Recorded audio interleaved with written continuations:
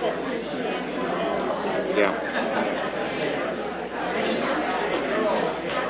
Ready? Good morning. The clerk will call the roll. Glenn Whitley, County Judge. Here. Roy C. Brooks, Commissioner Precinct 1. Present. Marty Van Ravensway, Commissioner Precinct 2. Here. Gary Fickus, Commissioner Precinct 3. J.D. Johnson, Commissioner Precinct 4. Here. Constitutes a quorum. Thank you. Our invocation this morning will be delivered by Minister Kent Benfer from the Baker Boulevard Baptist Church in Fort Worth. Thank you, sir. Good morning. Let's pray. Father God, we thank you so much for this beautiful morning that you've given us. Father, we thank you for giving us this day today. We thank you for guiding us and blessing us in each of our lives. Father, we pray that you would be with this court this morning, be with the commissioners, Father. Grant them your wisdom, grant them your guidance, Father. We pray that you would just be with the decisions that are made here today. Father, we pray that you would be with each and every person here today, that you would make your presence felt in each of their lives. Father, we thank you for this incredible land that we are privileged to live in. Thank you, Father, for all the many blessings that you have given each of us in our lives. Father, be with us today. Guide our every step. In Jesus' name we pray. Amen. Amen. I pledge allegiance to the flag of the United States of America and to the republic for which it stands, one nation, under God, indivisible, with liberty and justice for all. Honor the Texas flag. I pledge allegiance to thee, Texas, one state, under God, one and indivisible.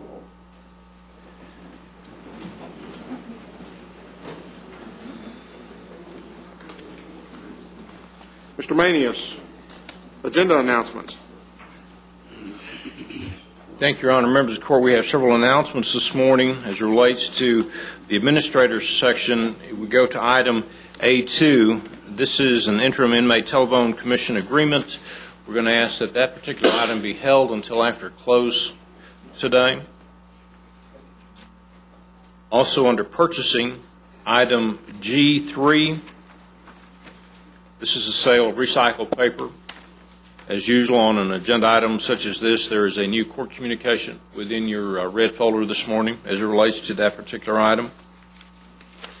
Your Honor, members of the court, I'd also like to point out that today we do have a work session, and that concerns the facilities and new construction and also renovations, not only for this year but in the years to come. That particular work session is going to be after closed session today, and that should be somewhere between 12:30 and 1, but it's not time clocked specifically for time, so it will be right after work session today. I'm sorry, closed session today. Thank you, Your Honor. Thank you. Court members, you have before you the minutes of our regular meeting of January the 29th. Move approval. Second. We have a motion and a second. Any discussion? Please vote. Motion passes unanimously. We now come to the time of the month where we get an opportunity to recognize those folks who have been of service to Tarrant County for 5, 10, 15, 20, and 25 years in this particular month. And it really is I think a great time to thank those folks who have committed themselves to public service and who continue to serve the citizens of Tarrant County.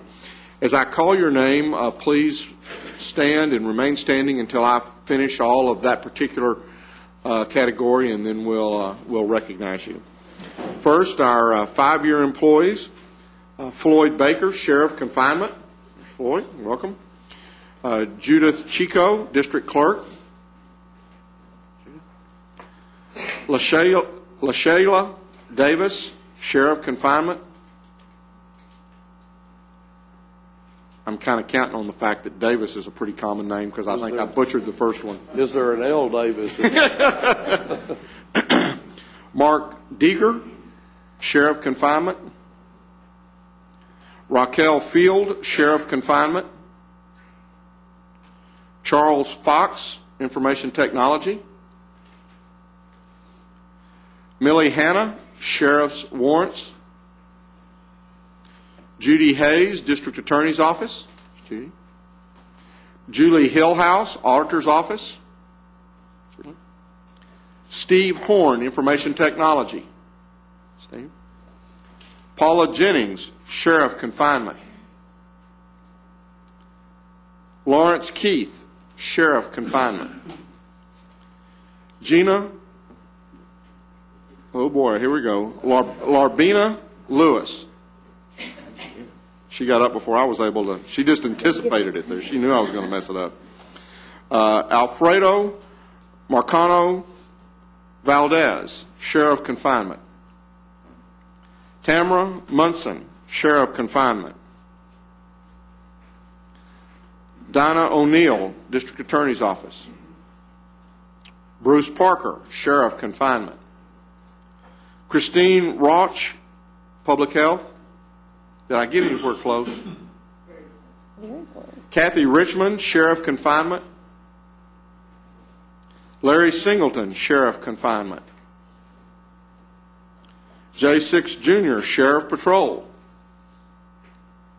Brian Terrine, Sheriff Communication.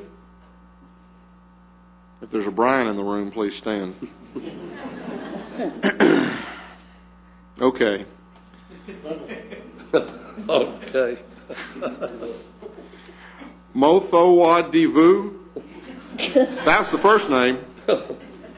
Thero Vigadam. Okay, is that person here? I was busy. I was trying to pronounce it. If they stood up. Well, he works for you, Sheriff. Sheriff Confinement. We're going to make the sheriff start coming up here and reading these names. Althea Walker, Sheriff Confinement. Joe Whitlow, Jr., Transportation Services. These are our 5-year employees. We thank you very much for your 5 years of service to Tarrant County.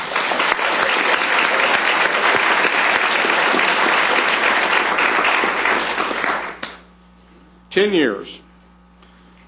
Jose Uroro, Sheriff Patrol.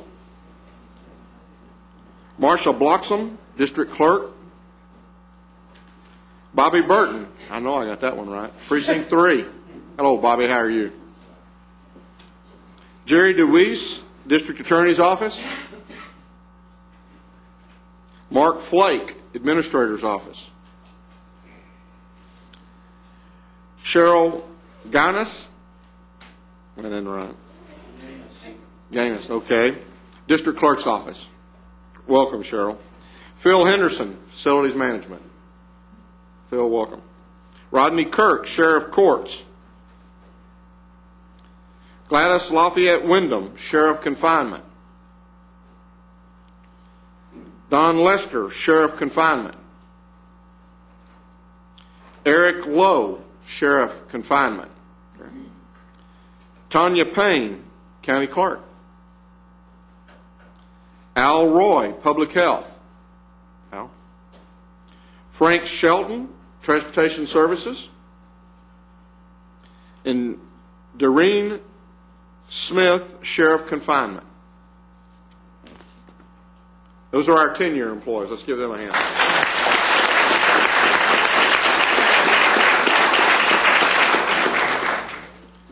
Our 15-year employees, Shirley Deckard, District Clerk. Stephen Dosey, Sheriff Confinement. Kay Letcher, County Judge's Office. We'd hoped Kay was going to be able to be here today. She's celebrating her 15th anniversary with us this month, and she is retiring next month. So, Patricia Payton, Human Services. Patricia. Sherry Rubin, Sheriff's Courts.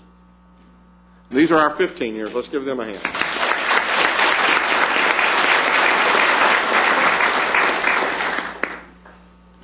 Now, for our 20-plus year employees, we like to recognize them individually. I get an opportunity to call and to talk with them and to try to wrangle a little bit of information out of them, usually very unsuccessfully.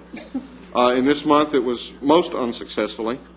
But we're going to begin with Linda Parham from Domestic Relations. Linda started with DRO in the Child Support Office, and really, for the most part, in the beginning, she was doing the collecting and dispersing of money, and now they're doing a lot more of the monitoring and administrative type duties. When I asked about her most memorable moments, it was just the time spent with the employees in the department and just kind of watching as kind of life unfolded itself with many of the employees. Births, deaths, retirements, hirings, just all those things which, we don't take for granted, but which we just kind of all go through and take as each day goes by. When I asked her what she liked most, it was, again, the people, the job stability, and the benefits that the county offers. When I asked her if there was anything else, she said, it's just a great place to work. She never thought she'd be here this long, and she said, time just seems to fly by. It just keeps on going by quicker and quicker each year. So, Linda, we appreciate very much the 20 years you've given to Tarrant County.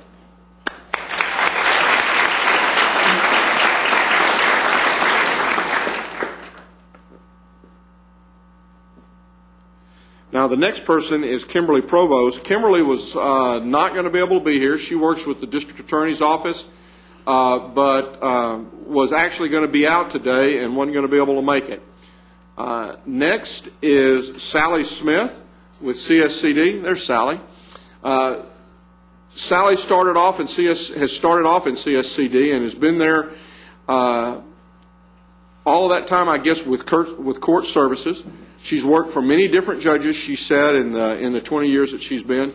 And she's now working with Judge Cummings, and she runs her domestic violence program. And I remember when that program was set up and how excited everybody was about about this opportunity to really be able to focus on this, because it really has effect on people's lives. And I know Judge Cummings takes this very, very seriously and has done a great job in that particular area.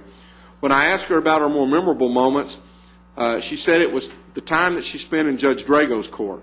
Now, she laughed a little bit at that point. I couldn't extract the stories from her. But what she said is that he was great to work for and that you always had a lot of fun. And the other thing that she said that she really appreciated and learned from her time with Judge Drago was how fair he was with everybody, from the prisoners to the attorneys to the DAs to anyone who came in, the victims, that he always really tried to be fair with everybody he dealt with and everybody he had a chance to work with. When I asked her what she liked most, she said it was the opportunity to see folks come into her court and come into her, I guess, bailiwick, where they might start off very angry at the world, angry at different people, but that over a period of time they changed, they became accountable for their actions, and she could really see almost a transformation in many of their lives. She said she saw many positive changes occur in the different people that she dealt with. And again, I think it just goes back to her caring for the people that she's dealing with. And oftentimes that's hard to do with, maybe with the little chip on their shoulders that they come in there with. But she never let that get in her way of trying to help them turn their lives around. She said she really enjoyed the time and the people that she worked with. Sally, we appreciate the 20 years you've given to Tarrant County, and I hope you give 20 more.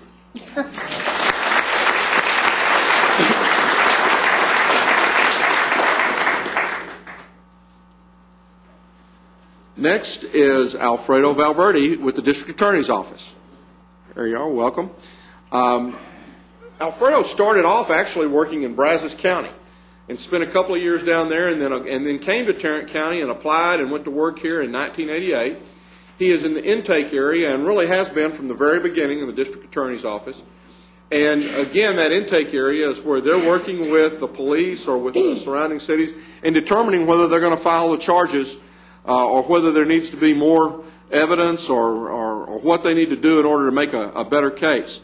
I asked him if, what were some of his more memorable, or what was his most memorable moment. And he said, 99% of the time we do our work in our office at our desk. And he said, I remember once getting called out and it was on a case of theft of a bunch of these big trash bins, and it was, one of these waste disposal companies after another one of these waste disposal companies, and they were supposedly stole one of the other's trash bins, and so he was out tromping around in the mud looking at these containers. And he said normally they wouldn't take an attorney out to do that, but in this case the company that they were going to go look at had already threatened that they were going to have their attorney out there, and so they felt like it would be good if they had an attorney too.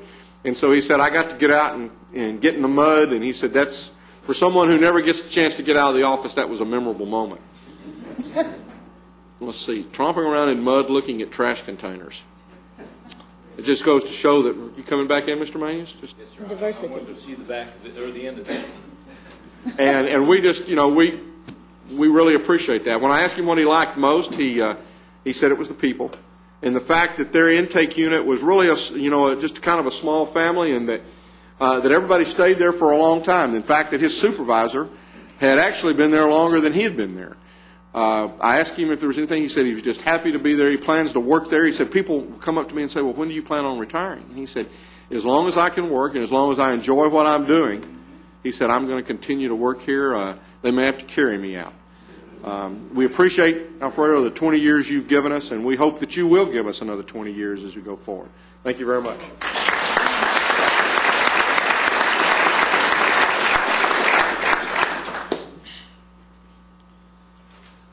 Now, this next character is, he's been around for 25 years, William Russell.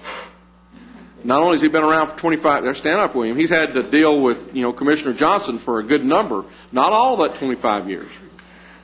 He actually started, William actually started part-time and started as an operator 3 and he started with B.D. Griffin. And he said that he started out as part-time, and then when there was a full-time position available, that's when he came full-time, and it was an operator 3. He became the assistant when J.D. came into office, and then later became the director of field operations.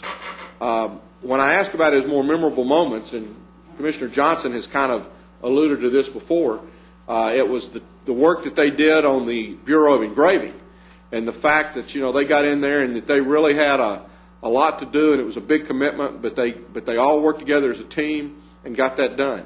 And then he most recently, I know you did some work, y'all did some work over on Harley Street in kind of working on that project, which involved demolishing a building and at the same time then coming back in and expanding a parking lot there for the... Demolishing about 30 buildings, wasn't it, William? A bunch of buildings Out there. My It was goodness. Fort Worth's maintenance operation. Oh. What it was. So that was a memorable project that he mentioned as of recent. When I asked him what he liked most, he said it was it was the job, it was the benefits, the good security that the county had to offer. Asked him if there was anything else. He said, the county's been great to him. Had made a lot of friends. We talked a little bit about Ken Mayfield, who had been my director of field operations many years before he passed away, and he just said, he really enjoys. One of the things that he really enjoys is those bad weather days when GK thinks he's calling to wake him up early in the morning. He said, what GK doesn't know is I get up every morning between 3:30 and 4 and go out walking. And so he really wasn't waking me up. He was just... I've gotten him out of bed before. So, William, we appreciate the 25 years you've given to Tarrant County, and we hope you'll give us a lot more.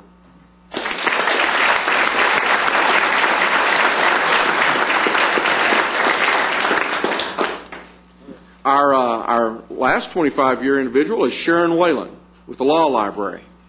There's Sharon. Sharon started out in the law library as the assistant director. When she first started out, there was not a whole lot of space available, and her office was actually in the elevator shaft. So, when somebody say, well, how's can she say, well, she got the shaft, and she actually did work in the elevator shaft for many years. She became director when Frances Perry retired.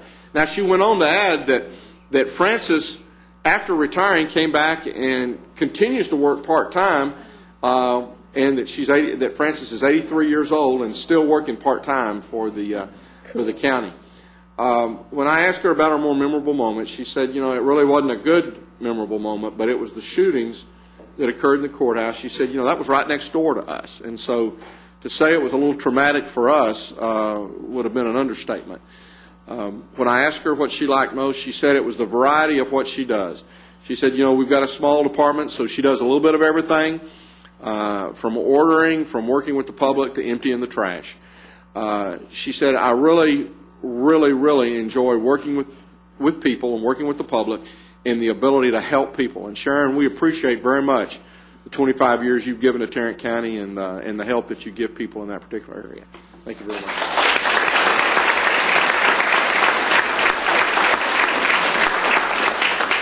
Now, at this time, we'll take a short break, and refreshments are in 504C, back over in this direction.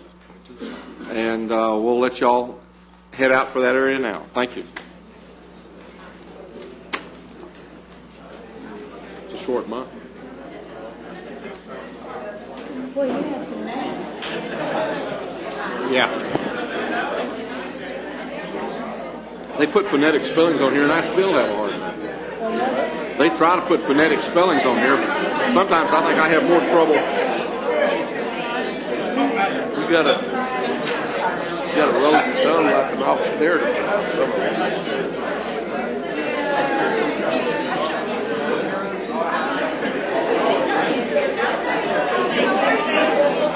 I don't know.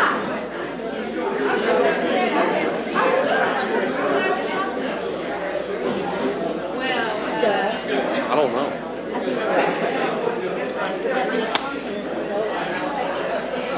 One of these days I'll be gone first of the month. Hey, hold this one.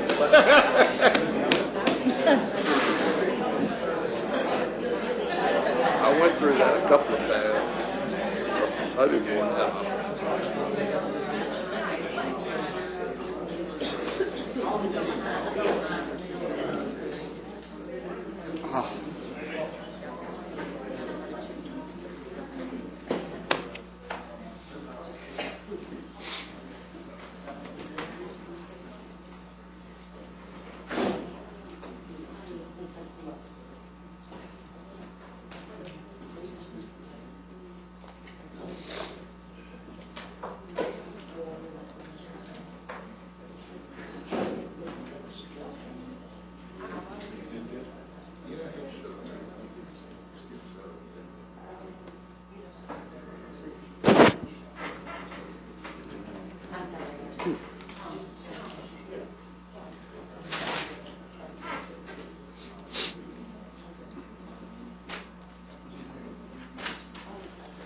Okay, Commissioner Brooks, I believe you have a proclamation this morning. I do, honoring the 50th anniversary of the Fort Worth Association of Realtists, which is an affiliate of the National Association of Real Estate Brokers. It's already presented. I move its ratification. Second. We have a motion to second. Any further discussion? Please vote. Motion passes unanimously. Have before you the consent agenda. Move approval. Second. We have a motion to second to approve the consent agenda. Any discussion? Please vote.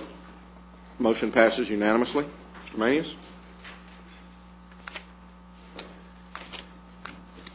Thank you, Your Honor. Members of the Court, we have one item yet this morning. The item number one, we're requesting that the Commissioners' Court rescind Court Order 102128 and approve an irrevocable license and parking management and use agreement between Tarrant County and the City of South Lake. Move approval. Second. We have a motion to second. Any further discussion? Please vote. Motion passes unanimously. Thank you, Your Honor. Thank you. Ms. Glenn. Uh-oh. Ms. Worthy. We wanted to trick you. Our first item is that we request that you receive and file the personnel agenda. Move approval. Second. We have a motion to second to receive and file the personnel agenda. Any discussion? Please vote. Motion passes unanimously. Our second item is related to, you might remember during last year's budget session, we had some discussions about developing a committee that would work with the Law Enforcement Association that over the last few years has presented recommendations to you. And we wanted to bring to you some suggestions for appointments to the committee members or departments that might want to be represented. We've indicated Human Resources, someone from the Commissioner's Court, the County Administrator's Office, Budget and Risk Management, and the Sheriff's Department. And additionally, the Law Enforcement Association representative contacted me just before Commissioner's Court and suggested we might put someone from one of the Constable's office on as well. And we'd be glad to take any other suggestions or comments you might have. You didn't list a member of the Sheriff's Deputies Association as a member of the committee. I didn't list that specifically, but I did put as well as representation by the Law Enforcement Association just above that. Mm-hmm. So yes, they would have representation. Is there more than one association in the Sheriff's Department? The one that has made the presentations to us has only been one. It's the Law Enforcement Association. There may be others, but that's the only one that has formally come to you and made presentations. That's the one to whom we made this commitment. Yes, yes, sir. And that commitment was for a representative from that organization to be a member of the committee itself. Absolutely. Yeah. So we need a motion to approve these different departments, and then we're going to come up with names for it? Or what? Yes, sir, or if you have any recommendations of those individuals you might want to serve, especially from the Commissioner's Court, we could that accept those as well. I would suggest Commissioner Johnson. I agree on that. No, yeah. Well, might want You're to elected. on there. Unanimously. Unanimously. I move approval. Of these different departments, I second. Yes, sir. So I have a motion and a second to approve appointments. I have a motion and a second to approve representation from these various departments and to appoint Commissioner Johnson as our representative from the Commissioner's Court, And does that include the Constable's office? including the Constable's office. Including the Constable's Office and the Law Enforcement Association. A motion and a second. Any further discussion? Please vote. Motion passes unanimously. Thank you. Now, I move that this court's representative be Commissioner Johnson. Second. We have a motion and a second to name Commissioner Johnson as our court's representative to that committee. Any discussion? Please vote. Motion passes unanimously. Mr. Smith. Thank you, Your Honor. We have one item on the agenda for your consideration, but first I'd like to take a moment and recognize Bob Klein, my peer, my colleague, and my friend from Dallas County. He is one of the partners on this next item, along with Bear County. Welcome to the bright side. He just came from his court this morning. They hold it a little earlier, I understand, there. You mean they actually meet earlier than we do? 8? Was Mayfield actually there that early? That's amazing. 9 o'clock. He was also impressed that we offered refreshments to our employees. It is a nice change. We used to offer them refreshments that weren't there. Yeah, we told them to go back there for refreshments, but we just now added the refreshments. It took that much to get them out of the courtroom fast. We'd lock the door after they left. Your Honor, we're seeking approval of changes to the Texas Conference of Urban Counties Tech Share Program for the development of juvenile case management system. This item is going to be presented to all 3 courts that are participating, Bear, Dallas, and Tarrant County. We have the approval of our juvenile department and the oversight board and consensus with the group. We're going to be seeking a new partnership as we move along with developing the software. One of the reasons we're doing this is to keep the cost in line with what we ask for, and we believe that we can do a better job with a new partner. I move approval. Second. We have a motion and a second. Any further discussion? Please vote. Motion passes unanimously. Thank you, Steve. Thank you for coming over. Mr. Beecham. Good morning. We have 3 items for your consideration this morning. Our first item is a bid award recommendation in regards to bid number 2008-052. This is a bid for the purchase and installation of card readers for the 6th and 7th floor of the Plaza building. Recommendation will be to award the low bidder, Integrated Access Systems, the amount of $60,345. Move for approval. Second. A motion and a second. How many card readers do you get for $60,000? Come on down, Mr. Phillips. They must be platinum card readers. It's for the system. The old system, of course, was designed and installed in 1989. It's not serviceable anymore. And this system will be able to integrate into our existing security access network. I don't have the number of readers on the top of my head, but I can certainly get that. What it does is also buy the front-end equipment that goes in the building itself. That's just not the cost of the reader. The readers by themselves, the little things that go on the wall, are about $2,000 each. But the big dollars is the big box that controls them and the wires that go between. So it's the whole system. It's not just the readers. Not just the readers. Okie dokie. Thank you. We have a motion and a second. Any further discussion? Please vote. Motion passes unanimously. Item number 2 is another bid award recommendation for bid number 2008-045. This is our annual contract for erosion control, hydromold services and materials. Recommendation will be to award a per enterprise basis, awarding to the primary and secondary vendors as shown in your court communique. Move approval. Second. We have a motion and a second. Any further discussion? Please vote. Motion passes unanimously. And our last item is a bid award recommendation for bid number 2008-060, a bid for the sale of recycled paper. That recommendation will be toward the high bidder, Vista Fibers, the rate of $61.25 per ton. Move approval. Second. Motion and a second. Any further discussion? Please vote. Motion passes unanimously. Thank you. On the previous award, the people who submitted the wrong document for the wrong project, did you talk with them? Have we ever had any dealings with Fairway before? Okay. Talking about on the card readers? Yes. I'll tell you what, you can give me that answer later. Okay. Next on the agenda is the appointments. Are there any appointments today?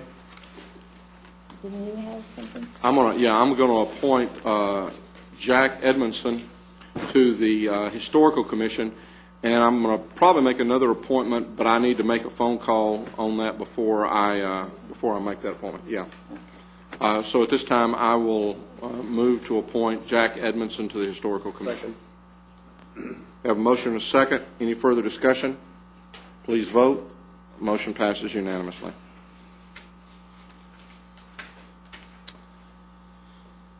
We have before you the claims, including the addendum. Move approval of the claims, including the addendum. Second. Motion and a second. Any further discussion? Please vote. Motion passes unanimously. Briefing items, Mr. Manning. Thank you, Your Honor. We have 2 items that we'd like to bring to the court this morning. The first one concerns a briefing from MHMR of Tarrant County as relates to the Tarrant County Behavioral Health Crisis Services. Ms. Garnett is here to address the court at this time. Welcome.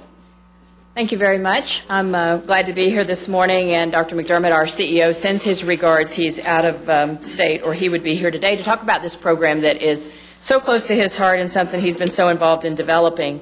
The legislature last session authorized funds for community proposals to address issues of behavioral health crisis. I think all around the state, the legislature recognizes that there are real challenges in having sufficient services to meet the behavioral health needs of people in communities. And so what the legislature authorized was the ability for communities to bring forward proposals. Rather than the state telling us what they would fund, the state said, we've got the money, come tell us what you want in your community. And what the legislature authorized was the ability for communities to bring forward proposals rather than the state telling us what they would fund, the state said, we've got the money, come tell us what you want in your community. And what the legislature authorized was the ability for communities to bring forward proposals rather than the state telling us what they would fund, the state said, we've got the money, come tell us what you want in your community. what the state asked for was that the projects that be brought forward would develop broad community support. They wanted to see evidence that there was a great deal of stakeholder involvement, and they wanted to see evidence in particular that local communities supported this project and supported it financially. So what the state required in the RFP process was that communities bring forward 25% of the cash match required for the project. And the state also required a competitive process. So a number of communities around the state are developing proposals right now and planning to submit them to the state. The specific proposal that MHMR is going to bring forward to the state is one that develops local beds. You can see 32 local beds, 16 beds for crisis stabilization and 16 beds for crisis residential. We think both of these are projects that are sorely lacking in the community. For the stabilization unit, we intend to be able to house people briefly, 3, 4, 5 days, just to assess if they need additional services, to prevent people's conditions from deteriorating any further, and just really to provide a very temporary stopgap provision of service to them. We also, however, want to have a crisis residential unit. We want to have the capacity to house people for maybe 30, 45 days. Again, if we're trying to get people restarted, whether it's develop stable housing for them, reconnect them with family, assure that they have the skills to be successful in the community. We know today many of the people who in the future we hope would come to a crisis stabilization unit are instead arriving at emergency rooms, and emergency room staff have no place for them to go. We hope that this will be the place for them to go. We intend for this program to serve people who have mental health needs, who have substance abuse needs, or who have a combination of them. We want this to be, or will be, a voluntary program. So no locked doors.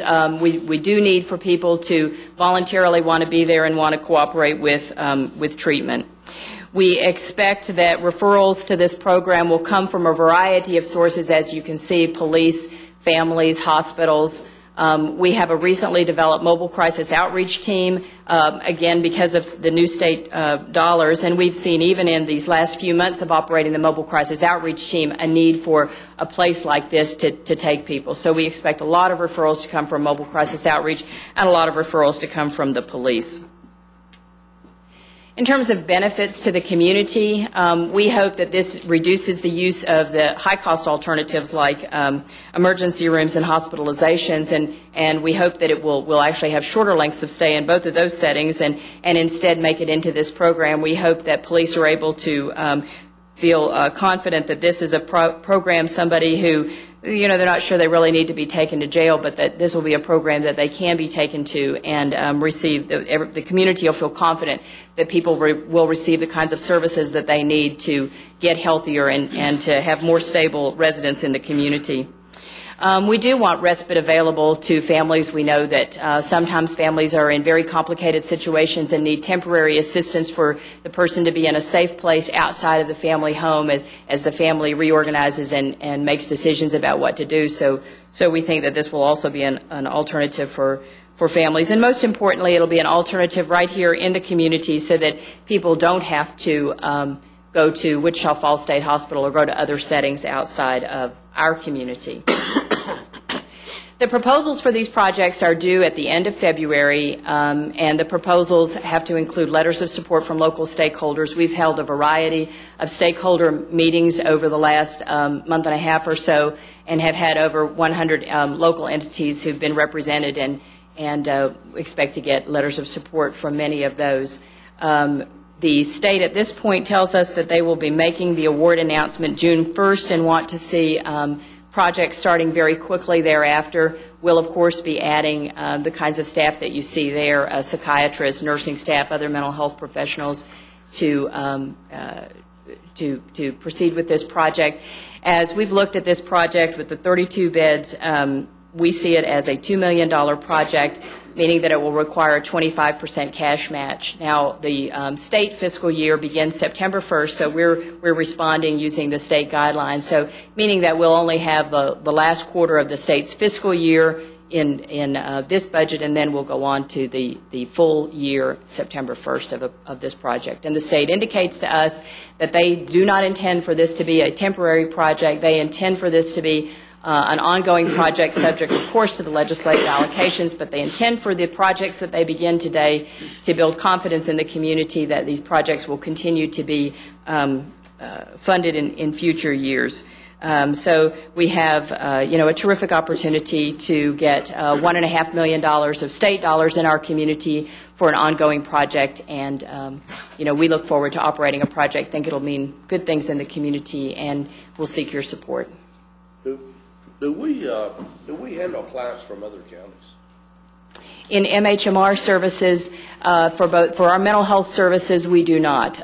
We have the state's contract for mental health services in Tarrant County. There are other MHMR centers that handle the surrounding counties. Denton County is handled by Denton County MHMR, Johnson County by Pecan Valley MHMR. So this would be exclusive for residents in Tarrant County? It is intended, the way we intend the project is that it be focused on Tarrant County residents. We know sometimes people come to John Peter Smith Hospital or other hospitals who've come from other communities. What we're required to do by this state in terms of crisis is to solve the immediate crisis needs for somebody and sort out where they belong afterwards. But the state requires that if a person is here in Tarrant County and presents with a crisis, we take care of them and then deal with the county of residents afterwards. Well, Jim McDermott came out and talked to me about it, but that's the question I failed to ask him. So. What kind of, go ahead. I appreciate the willingness of MHMR to collaborate with other community entities in putting together this crisis service.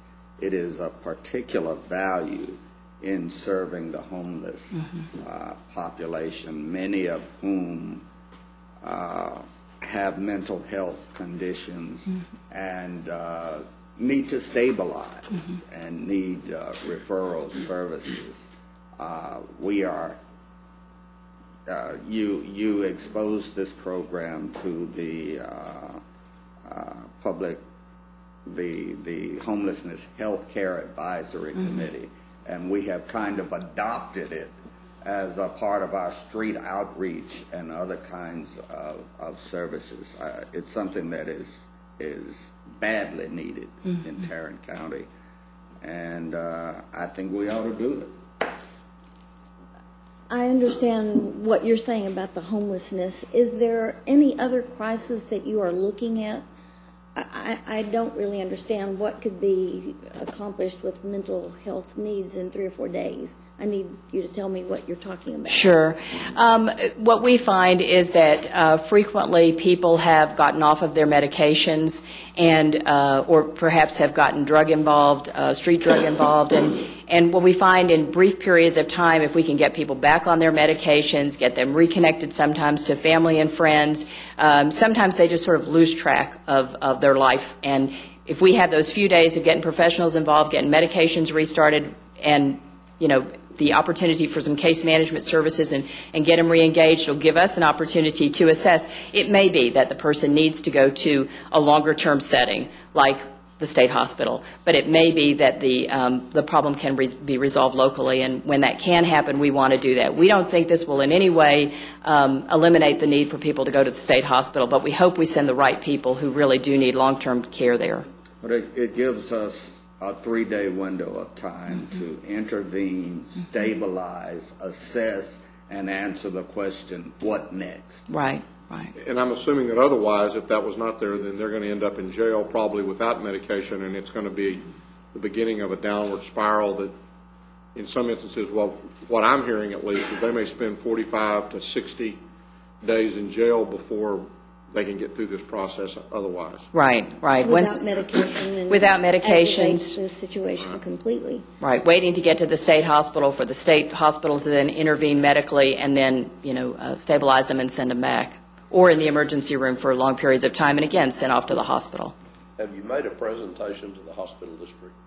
Not to the hospital district, although we have talked with different administrators, and did I see Ron Stutz? There's one.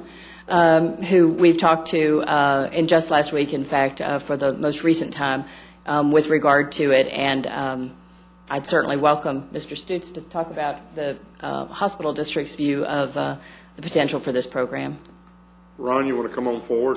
He might want to talk about it a little bit because I'm going to ask him for the funding. She take it up or a credit card? Sure, you know. We have had several opportunities to visit on this subject. I think there's a couple of areas where it's particularly affecting the community. Is we mentioned incarceration, people who end up in the jail because of behaviors on the street that are exhibited, and so the only place currently for them, so they're out of harm's way or not harming others, is the Tarrant County Jail, and of course we provide the medical services there and a number of other things, so there's a component there. The other component is many of these patients could end up in our psychiatric emergency department and end up in an acute setting where an inpatient setting where they really need a different type of setting, more what Susan and Jim are proposing, and so I think it's a very good project. I did get a chance to brief Mr. Cicero on this. We have not had a chance to brief our board members yet on this project, but David has been fully briefed. You know, I would say that again, Commissioner Brooks alluded to this with regards to the homeless. In kind of the understanding and beginning to try to understand more about the homeless population, many of them do have mental health issues. Some of the facilities that we have looked at, reviewed, toured, are actually permanent housing for individuals with mental health issues. And what we're trying to do right now is accumulate cost information. You know, what it's costing us at the jail, at JPS, at other areas where right now, by not having certain facilities in place, they're ending up in the emergency room, they're ending up in the jail, they're ending up taking a great amount of our emergency services as far as ambulance trips and different things along that type of lines. And so I think this is, again, a very good and a very positive type of program, and I'm very excited about seeing this and seeing how this could help us within that standpoint. Thank you. We're very hopeful, and as I say, we'll submit a proposal to the state, and then we'll wait to hear from the state, but we're very hopeful that the state will be positive about it. Well, Susan, I believe that as part of that proposal, you'll need a letter of endorsement and support from the court. That's correct. Okay. What we'll do is we'll come back to you next week with a resolution for the court to approve and then a letter that we'll attach to that application. We'll also talk about, Commissioner Johnson, the funding source that you had previously mentioned. And just one additional note, we talked about the jail. We currently run a mental health diversion program with MHMR in our jail. One of the missing links is that we don't have a place whenever we do find someone in jail that we can divert, and this is going to assist us greatly on that. So you'll see a resolution next week, and then we'll generate a letter of support that you can attach. Where will we perform this operation? Well, we're in the process of looking for appropriate space. We happen to have some facilities that we think can be converted into a use like this. So we're just really looking for appropriate space right now. You know, I think of the facility that was used at one time by our juvenile probation. And that kind of setting is what comes to mind, that would be an appropriate type of setting. I don't know that facility would be available, but that's what comes to my mind. Mm-hmm. And I certainly understand how the long-term care works. I just have a real lack of understanding how 3 or 4 days is going to really help someone, because that's not that different from what happens in the psych emergency room or the emergency room, unless they're already in jail. And then I can see diverting from the jail population. So I would, if you get this, I would really like to have an update as it goes along. Absolutely. Because I think it has so much potential. I really hope this works. Thank you very much. We appreciate the support. Any other questions or comments at this time? Thank you, Susan. Thank you. One other comment before we go on, and I really meant to make this back when we talked about the appointments. We have had some information requests with regards to telephone numbers and addresses for some of our appointments to our various committees.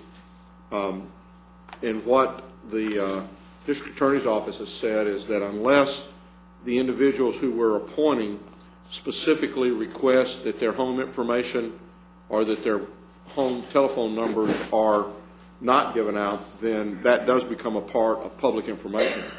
So if y'all do not find objection to this, then in the future, as we send out letters after we have made the appointments, we're going to include in that letter a brief description of the fact that if they desire not to have their home address or their home telephone number given out, then they will need to complete a little card, a little blue card, which is the same thing we have our employees do if they don't want their numbers given out, and return to us.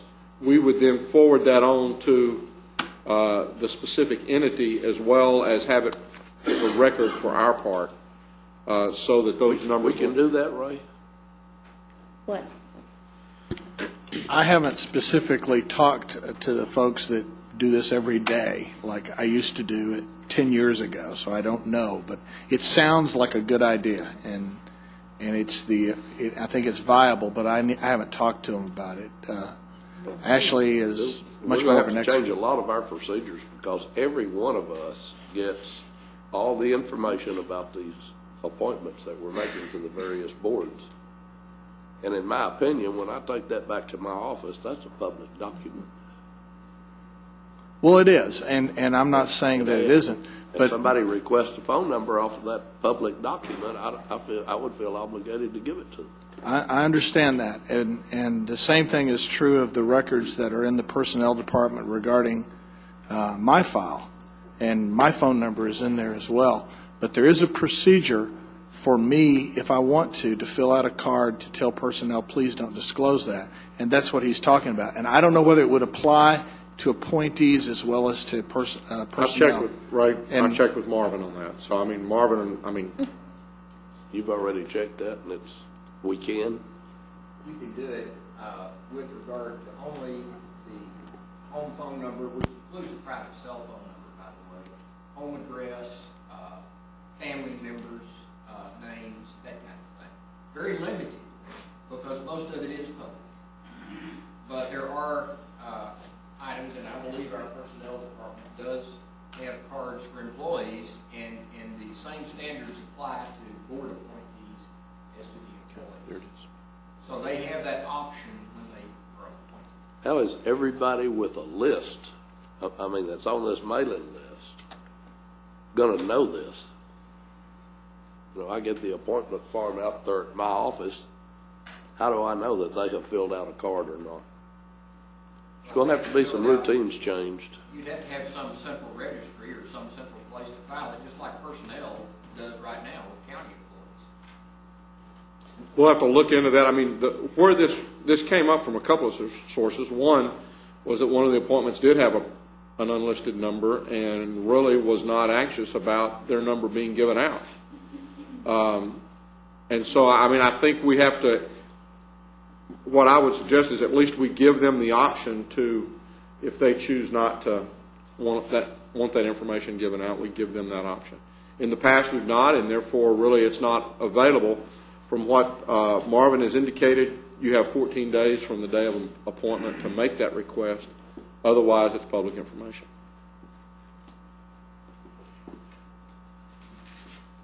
As long as we're sure what we're doing is correct. I sure don't want to violate the open record law in any way.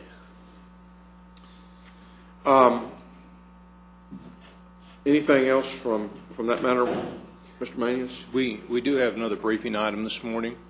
We would like to take just a second. We'll need to set up for that. We're going to be talking about transportation and giving you an update on the transportation bond program. So if you give us just a second, we need to get some easels in. And is Renee come on up? Are your easels back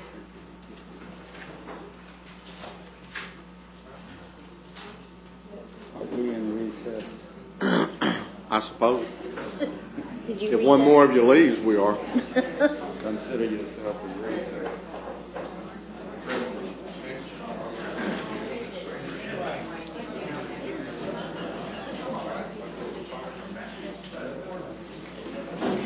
You know, I really, really thought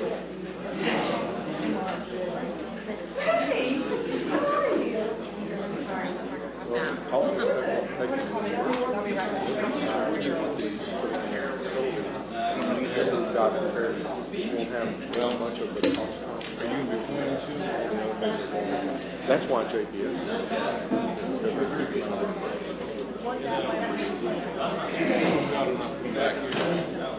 Where's the board?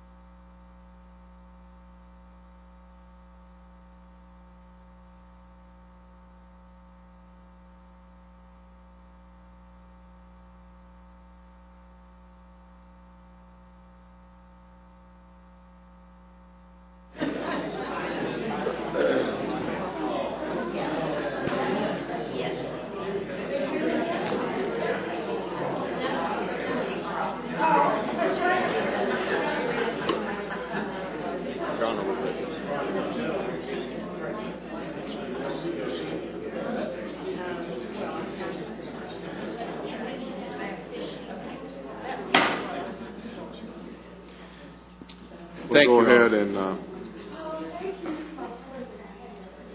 and get started back. Thank you, Your Honor. We had to take a second to set up some easels that we're going to be using on this presentation. Your Honor, members of the court, we did tell you earlier this year, actually last year, that we were going to continue to provide you with an update on the transportation bond package and the status of the projects and the funding requests and issues such as that. And we thought that since we're going to be talking about facilities this afternoon, we'd like to talk to you all about the transportation piece first, because, as you know, one of the charges that the court gave staff was to fund the entire bond package, both the capital improvement program and the transportation piece of that, within the existing tax rate. And we've held true to that, but we do want to keep you apprised of how we're moving forward on transportation. So at this time, I'm going to ask Randy if he'll begin the process and go through some of the spreadsheets. This is in your court packet. Also, we did give you a court communication that has the spreadsheets in it also.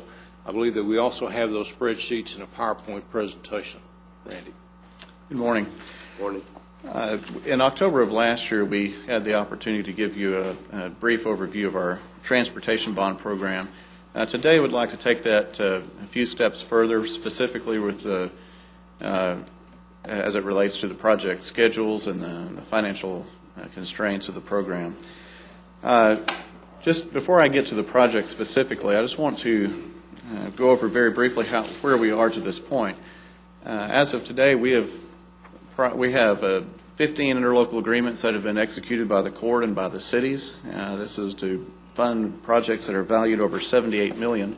The county's bond funding amounts to $32.6 million of those agreements that are active. We have 2 interlocal agreements that are awaiting execution from the cities, and we'll discuss those particular agreements in just a few moments.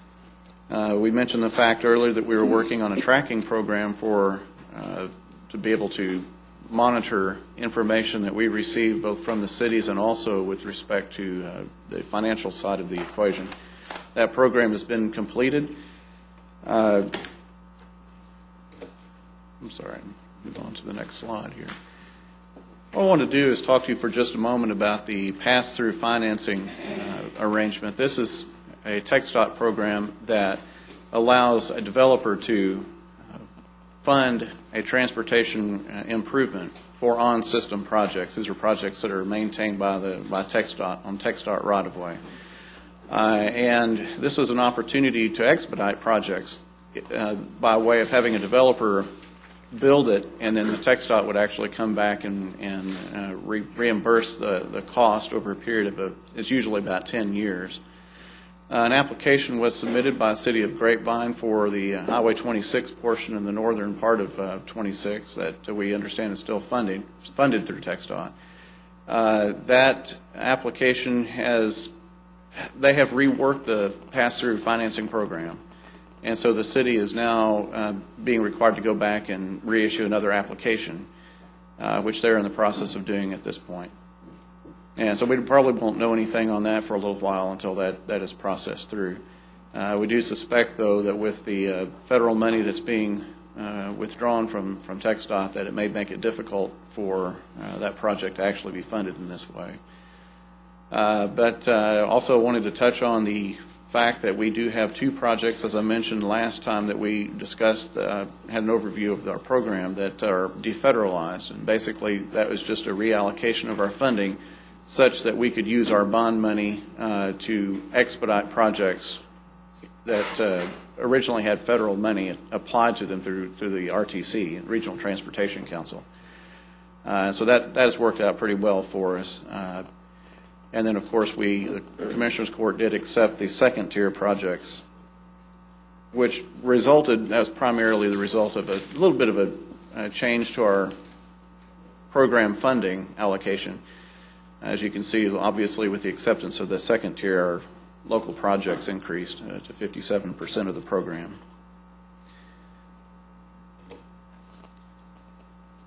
This slide indicates the allocation of funding that is required by fiscal year.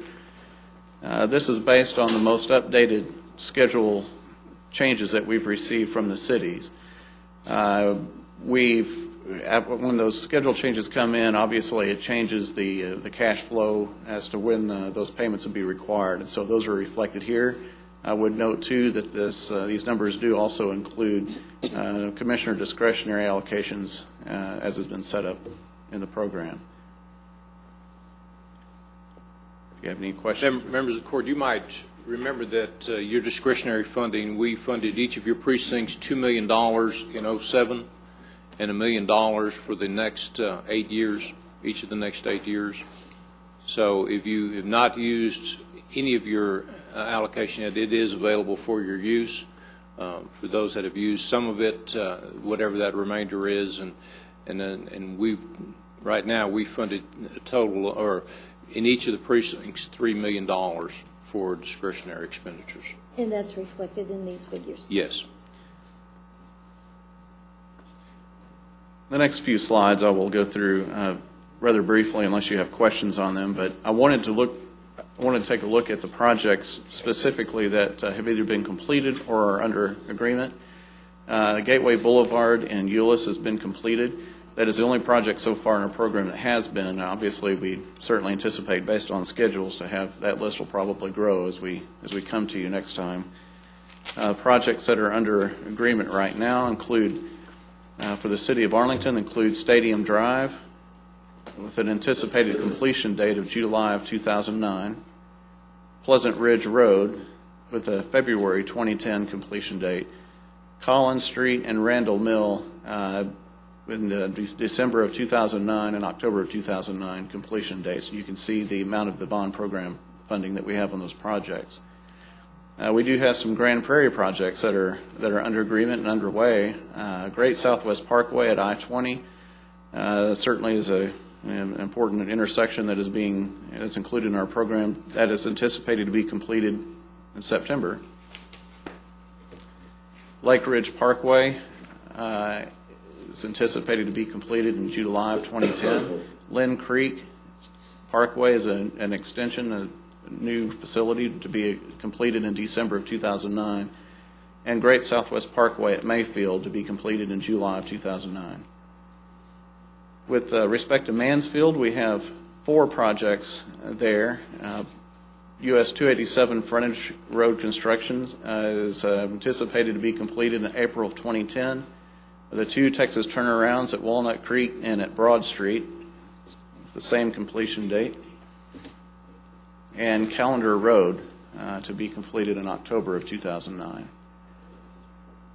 Longhorn Road widening is anticipated to be completed in October of 2009, and Starnes Road is under agreement to, right now we're showing March of this year for completion. And again, some of these schedules may change as cities get back with us on changes to their schedules based on their anticipated.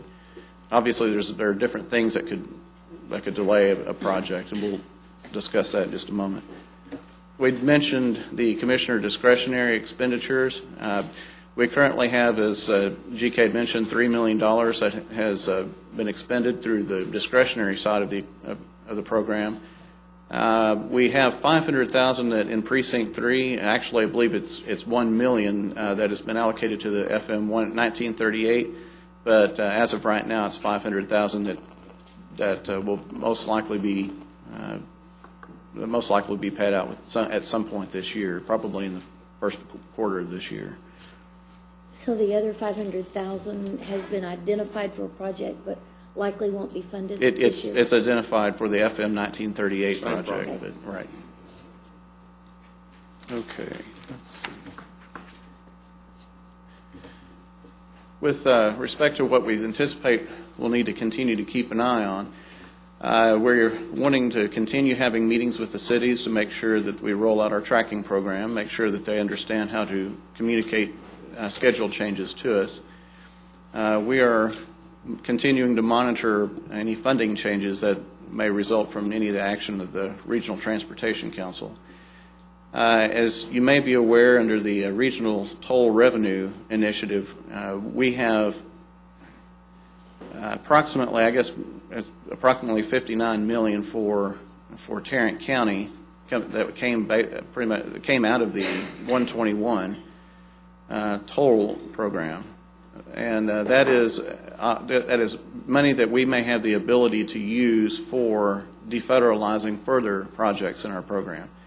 I say may because right now we don't really have a definitive answer yet. I think there's been some activity from COG to try to get that to happen.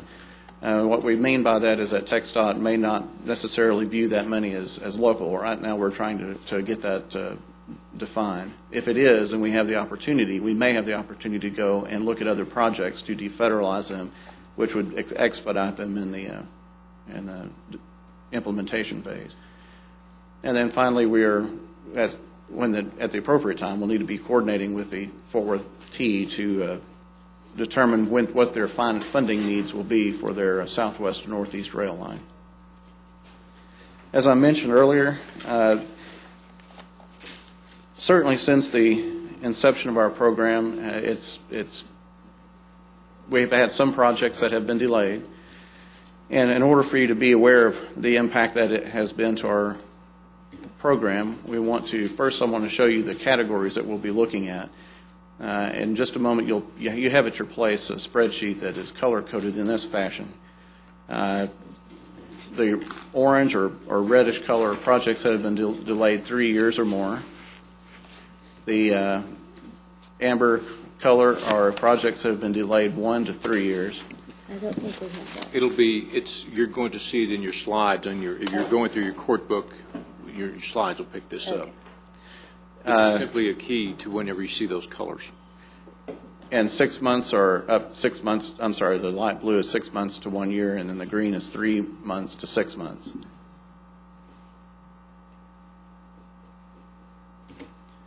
This may be a little bit difficult to read on this screen, but I would suggest you look in your court book. Yes.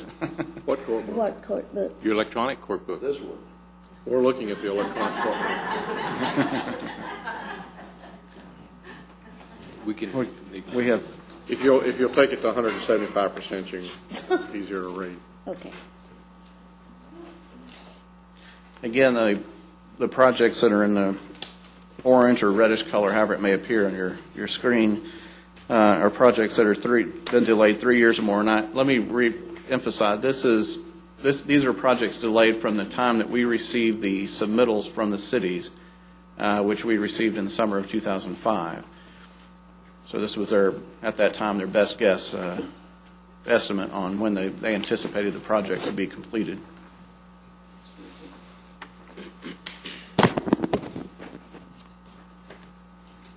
Would you mind saying what you just said again? Just to clarify, these are projects that have been delayed from the original submittal date. We received the original submittals in the summer of 2005 when we requested them as part of this program. And so these are delays from that point.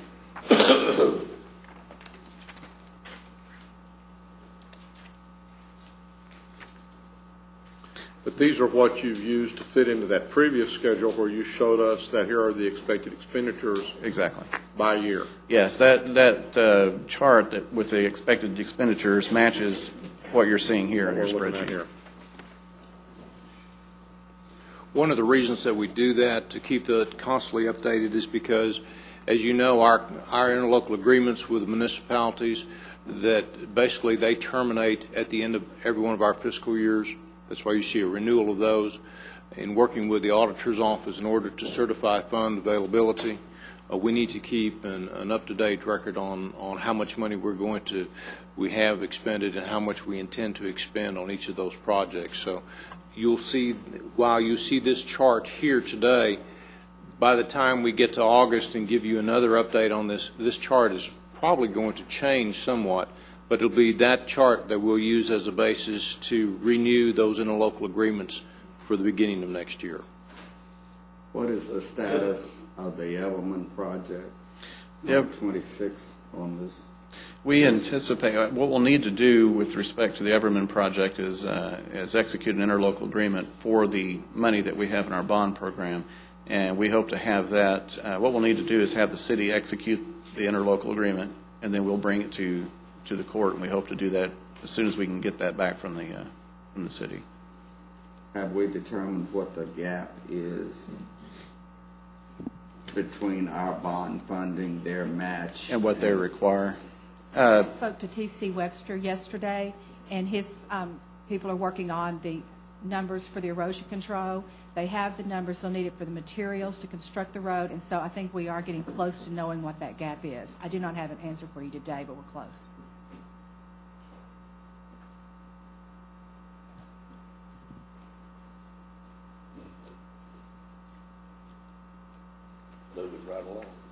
Very well. At this point, we'd like to shift gears just a little bit, and I'll ask that Renee would come up and talk to you about some changes in project scopes that we've received from the city since the original submittals to us.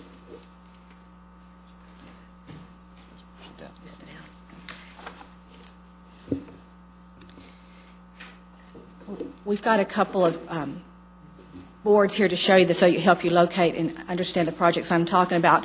But basically, up to this point, we've had 3 cities submit a change to their original proposal, their original submission. We're calling these a scope change. And what we're doing in our department, if we see something that is a change in scope, we'll bring that before the Commissioner's Court each time before we take further action on it. So I have 3 projects, thank you, to talk about today. The first is in Colleyville. I'm somewhat at a disadvantage because I'm not looking at the board, but their original submission was to expand Bogart Street from 2 lanes to 4 lanes.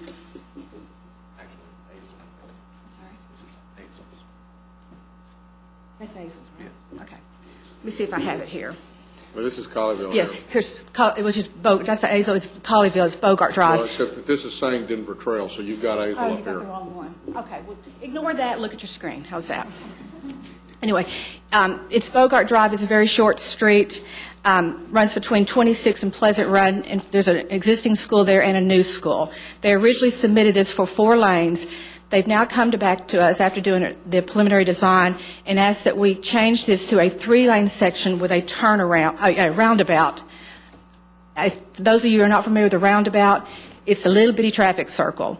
It functions best when you have 1 lane, each direction approaching from each lane. It is the intersection improvement du jour right now. I rarely go to an engineering seminar. We don't talk about these. I do believe it's a good... Was kind of popular back in the 50s? I don't know. I wasn't there.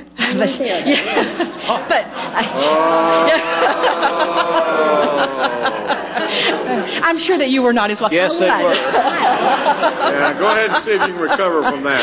I'm kind of off track now, but let's see. Okay, I'm thinking about... that's probably true because nothing's ever new. Fashion comes around. Turnarounds probably came back as well. I think it was constructed in the 50s. Blue Bonnet Circle. Yes, the Blue Bonnet Circle is I'm glad you brought, that's a much bigger version of this. These are small. They're very small. Southlake has one. Southlake has 1 or 2, yes. Plumlow. Yeah, there's a lot of them popping up now, and I think we're going to see more of these type scope changes. But it does necessitate going from a 4-lane down to a 2 or 3-lane because they don't work with more than 1 lane in each direction. They do. You just have to... They do them all over Europe. That's right, but I would look like Chevy Chase driving through them, yes. Yeah. For us, they look... Right. Right. But they work very well, especially where you have a lot of pedestrian traffic, because as you can see from the example, there is a refuge, and the pedestrians only have to look one direction. They get to the aisle and they work the other direction. It really is working well, and we are seeing them in the Metroplex. So that is what Colleyville is asking for here. It is a change in scope. Because we capped our contribution to the project as 1/2 of their original submission, even though this project has increased in cost, our contribution has not. Let me ask a question. Is the section of the road that we're talking about expanding, is it at that little curve section that goes from the roundabout to 26? Or is it the 26 to the roundabout? It is from the entire length from Pleasant Ridge, I believe it is. Pleasant Ridge on the west over to 26 on the east. Okay, so I'm going to ask the question again. Here's the roundabout. Are we talking about this? No, sir. Are we talking about this? Are we talking And about that, yes, sir. The whole thing? The whole east-west leg. What about from here all the way over to here? Yes, sir, 3 lanes. What is the designation of that thoroughfare? Is it an arterial, or is it a collector, or what? I don't see that in what I have. I do know, one of the questions that we ask is this change in compliance with your city's master thoroughfare plan? And the answer is yes. Well, did they change their master thoroughfare plan? Recently. We changed Yes, sir. any number of things. Is this a 4-lane road? It appears to be. I don't know. It appears to be. It is. It has it's the extension of Paul Johnson that comes across. What is the traffic? They will count narrow for that down. area? I'm sorry? What is the traffic count for that area? I can get that with you. We asked that for our original submission. I do not have it today. Do you have that, Randy? We did ask that. That would make a difference, because if you've got a lot of traffic that 4 lanes handles, and then you're funneling it down to 2. Yes, and in our analysis, I don't have the numbers with me, but in our analysis, if the primary problem with the congestion was intersections, roundabouts work. If the problem is you just don't have enough lanes to carry the traffic, this is not a good solution.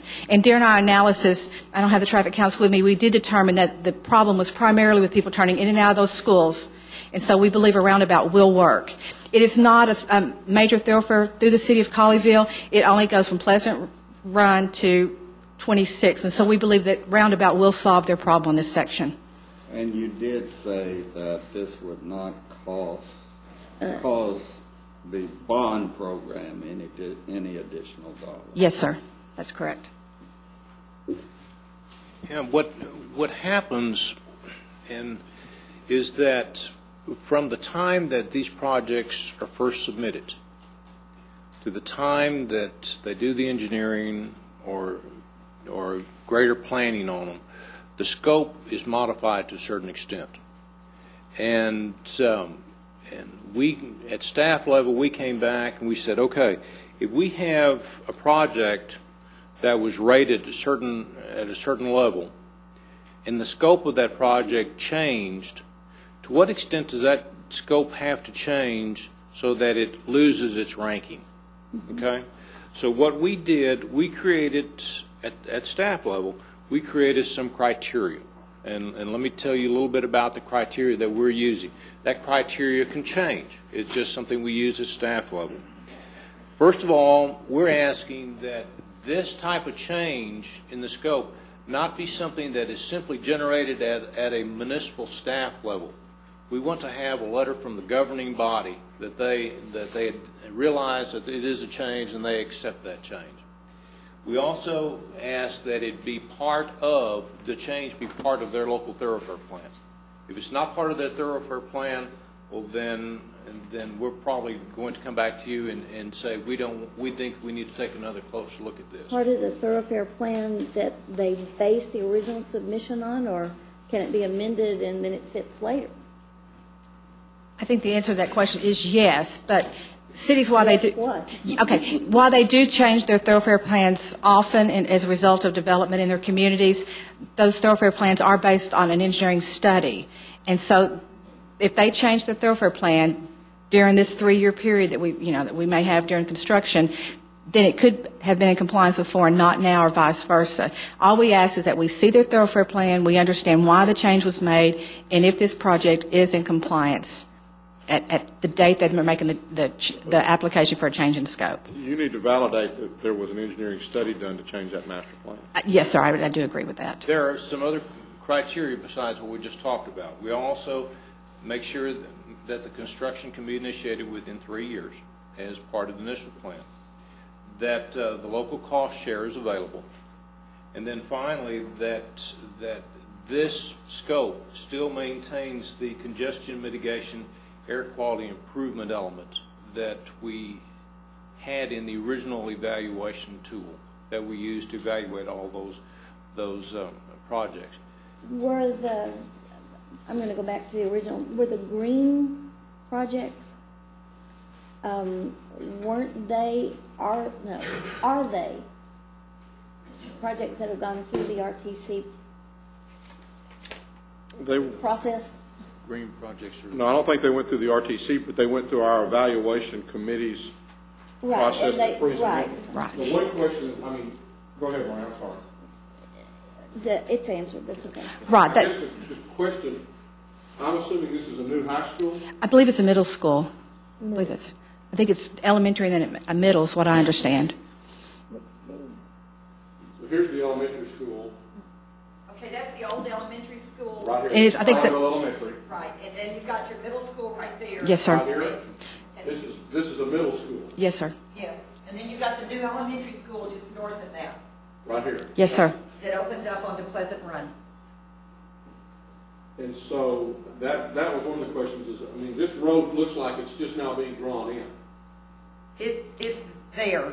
Right, our aerials are a little behind on that, but yes, sir, it's there in place. So they will have access, and this is Pleasant Run right here. Yes, sir.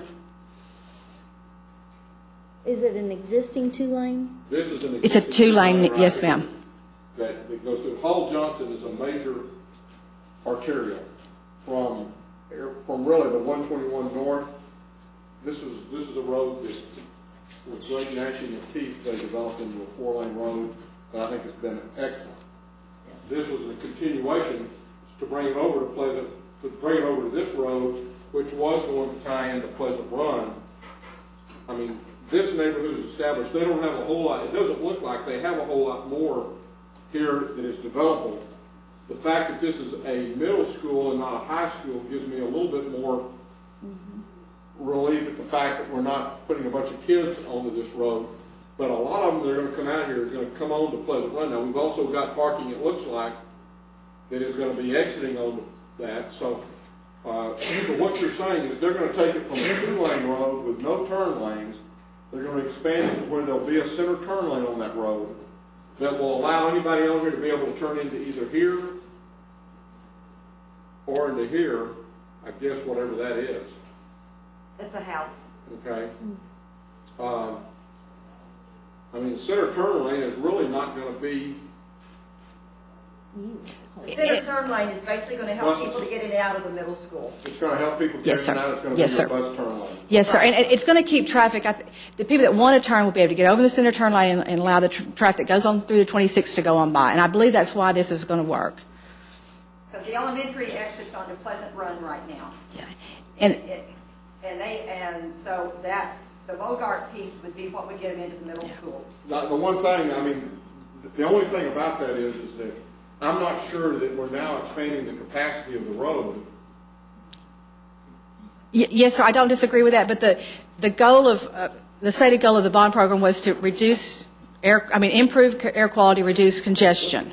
And I believe this is going to work with the congestion because I think their primary problem was turning movements in and out of the school. And I'm not going to disagree that it wasn't air quality in there, but I also believe that we said we were adding capacity, we weren't just improving roads. Right.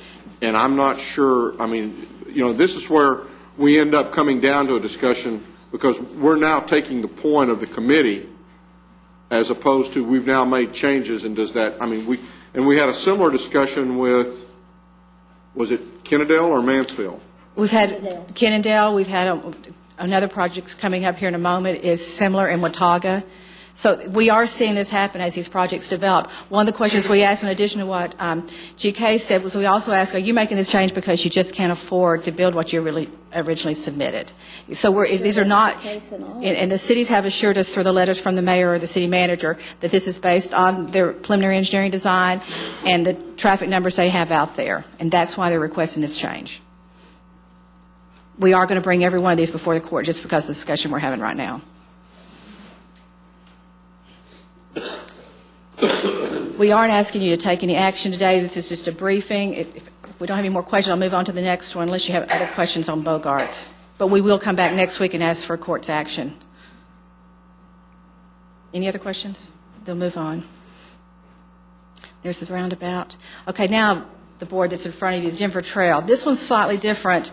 Denver Trail submitted a project to extend Denver Trail. City of Azle submitted a project to extend Denver Trail from Ash Street to a connection street over the creek. I'm sorry? On the board, is that the yellow? Yes. This is the alignment that was originally submitted to us, and this is Ash Avenue where originally was planned to today. What? Is it not connecting there now? No, this is on new location. The yellow one shows a new location. Okay. There is no street there now. They're wanting to extend Denver Trail from 189 to Ash. What they found out when they started the engineering design on this is because the floodplain and the was wider than what, it's going to take a lot of bridge. That creek had shifted quite a bit within that floodplain. And Strickland Rawlins, their engineer, and they recommended a different alignment so it wouldn't have as much impact on the floodplain, and then they could have a shorter bridge. And they felt like in the end it also connected to a better flow through the city. So they've asked for a change in alignment. They're still building the 4 lanes. They just asked for a change in alignment. Okay, show that again. Makes sense. This is the new alignment. No addition of cost. Not that would be borne by us. But again, they're still going from the same point A to point B. Point B has changed, but it's still connected to an existing street. This is the new alignment. Quite a bit. Yes. And it's because of the way they were kind of running a diagonal across the floodplain before, which is quite a bit of an impact and quite a bit of a cost. And so they've changed the end point to cross that more of a 90 across Ash Creek. But they've still got 4 lanes. Yes, ma'am. They've got the connection with the Yeah. same. And the alignment's somewhat shorter. Now that, I think they underestimated somewhat the cost it was going to take to cross the creek in the floodplain, but our contribution has not changed. This one, once again, staff does support this change in scope. Yes, sir? Wait a minute, Renee. It starts out in the same place, but it ends up on a completely different road, it looks like to me. Yes, sir. How does that change the original assumptions of what we were trying to accomplish in the first place? Because it still ties into a road that's shown on their thoroughfare plan, and they've analyzed that it can handle the traffic they're putting there, I don't believe it changes the intent of this project. It's in effect putting it from one arterial to another arterial. That's right. Yes, sir. It is an yes. arterial? Yes. Mm-hmm. I think it's a better project now, in my opinion, just because we've lessened the impact on Ash Creek, which can be quite an ordeal when you work through that. Okay. So your recommendation is to approve this, yes, sir. Up there like that. And their cost has gone up. Our contribution will not, because we were tied in at half of the original submission. Okay. All right.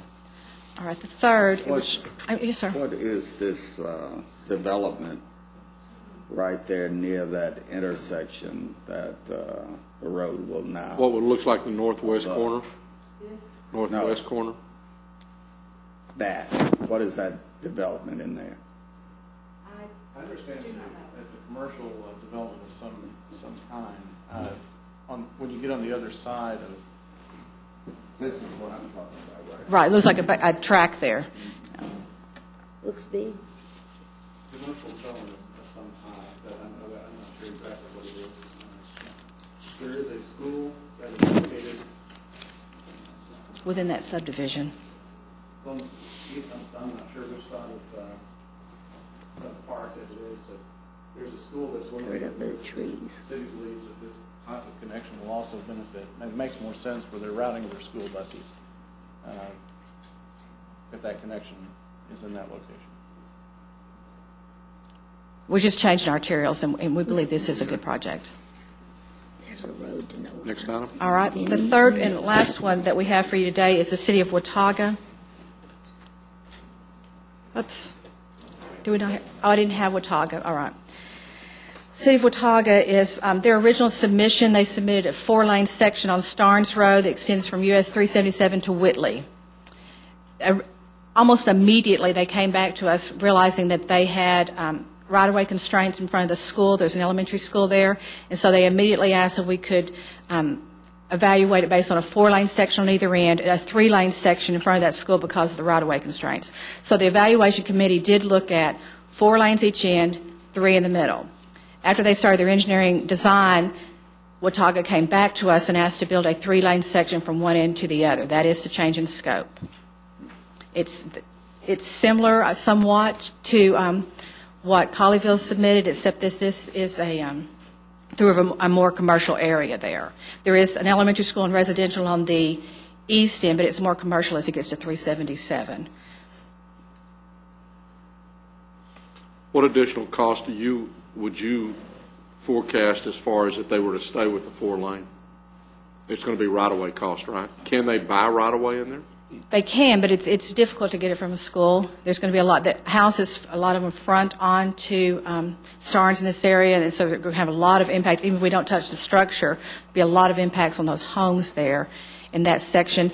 Through the commercial area, I think they probably could get 4 lanes, but as they move to the east, it's going to be increasingly more difficult. Refresh my memory, is Starnes south or north of North Tarrant Parkway? I believe it's north. Actually, it's south. Oh, okay. It's North Tarrant Parkway is one we did for them before. Is that the road immediately to the south? So there's that shopping center. There's shopping centers on both sides of North Tarrant Parkway. But and half the road's built right through there. Stuff like there. Right, and half the road's built in concrete right through there. They're building the other half in that section, and then they'll build the entire section as they move to the east. What's your recommendation on that one? We recommended to move forward on this one. They're under construction. Not that that should influence your decision, but they are under construction, and they're building a 3-lane section. So they're actually saying they've actually started forward with it, even though they've not gotten our okay to go forward with it. Yes, sir. Well, the section is a 3-lane section that they're building. I know it, but our participation was based upon a 4-lane section. Yes, except in front of that school, where they'd already notified us early in the process that they were having trouble there. But the committee didn't evaluate that. The committee did evaluate 4 lanes on either end, 3 in the middle. And that's what they recommended? That project met with their approval. When we went back through the checklist that GK listed you earlier, where we look at the thoroughfare plan, we get a letter of support from the city, we look at this, it still handles the traffic or improves the air quality. We felt like it still met all those goals, which were the stated goals of this bond program. So that's why we're recommending approval. But the question, and I think what you were asking was, originally when the committee looked at this, was it 4 on either end and 3 in the middle? Yes, sir. Yes, ma'am. And what number is it on the list? Watauga. Y'all took my list. I'm sorry, on the ranking. When you originally ranked them, where was it in the original ranking? It was in the greens, but let me see. And I guess it was ranked 38th. Out of how many? 44 was in the original. So it barely got in there at that point. Yeah, but It's in the lower half. Well, we ain't decided where the Bogart Street in Colleyville's going for. True enough. Go ahead. No, I think, go ahead. I'm really concerned that we're already looking at these kind of changes, and I'm looking at the big red line that goes through from Arlington, and I'm going to have the very same kind of questions about that. If we start making all these changes based on something other than what that original committee was given, it almost seems like we need to bring them back together to look at the new information. Otherwise, what they told us is being disregarded, and it doesn't mean anything. I might not state it that harshly, but we are not approving projects like they submitted them. Yes, and let me ask one more question, because I need to understand more on this Watauga deal. They submitted in the very beginning that they had right-of-way problems in the middle, and so they were going to do 4 on either end and 3 in the middle. And that's where the school was. Now, why have they decided now that what's the problems on either end that have made them decide to go 3 on either end now? It's right-of-way constraints still, correct? Right-of-way constraints has been a big part of the reason for this. In fact, one thing too, Renee, in our earlier conversations with the city, they had indicated that it may need to be a 3-lane facility the entire way. It's just that at that time, we had to submit something for the evaluation committee to evaluate, and it was based on what we knew from the original submittal, which is 4 lanes. I guess I wished if they had said that from the very beginning that we had submitted 3 to see if 3 got it, and then I don't think we'd be up here discussing it if they were proposing to go further than what we originally had proposed. But now you're talking about constraining something, and I have real heartburn about constraining something when especially if it was the number 1 project and we were talking about a little bit of constraints. That's a little bit different than it being 38th. 38th, and we're now talking about constraining. And we had, when each of the cities submitted these projects originally, Randy and our consultant met with each of them to verify and flesh out exactly what the submittals were. And that's when the city of Watauga told us 4 on each end, 3 in the middle. But, during the course of the conversation, like I said, they had a little concern but what they submitted to be evaluated was the 4 with 3 in the middle. How much extra do they think it would cost if they were to go ahead and go with the 4? I can ask those questions and have them for you next Tuesday. I think what you're seeing, not just on these 3, but things to come, is that we are going to have scope changes. Yes, sir.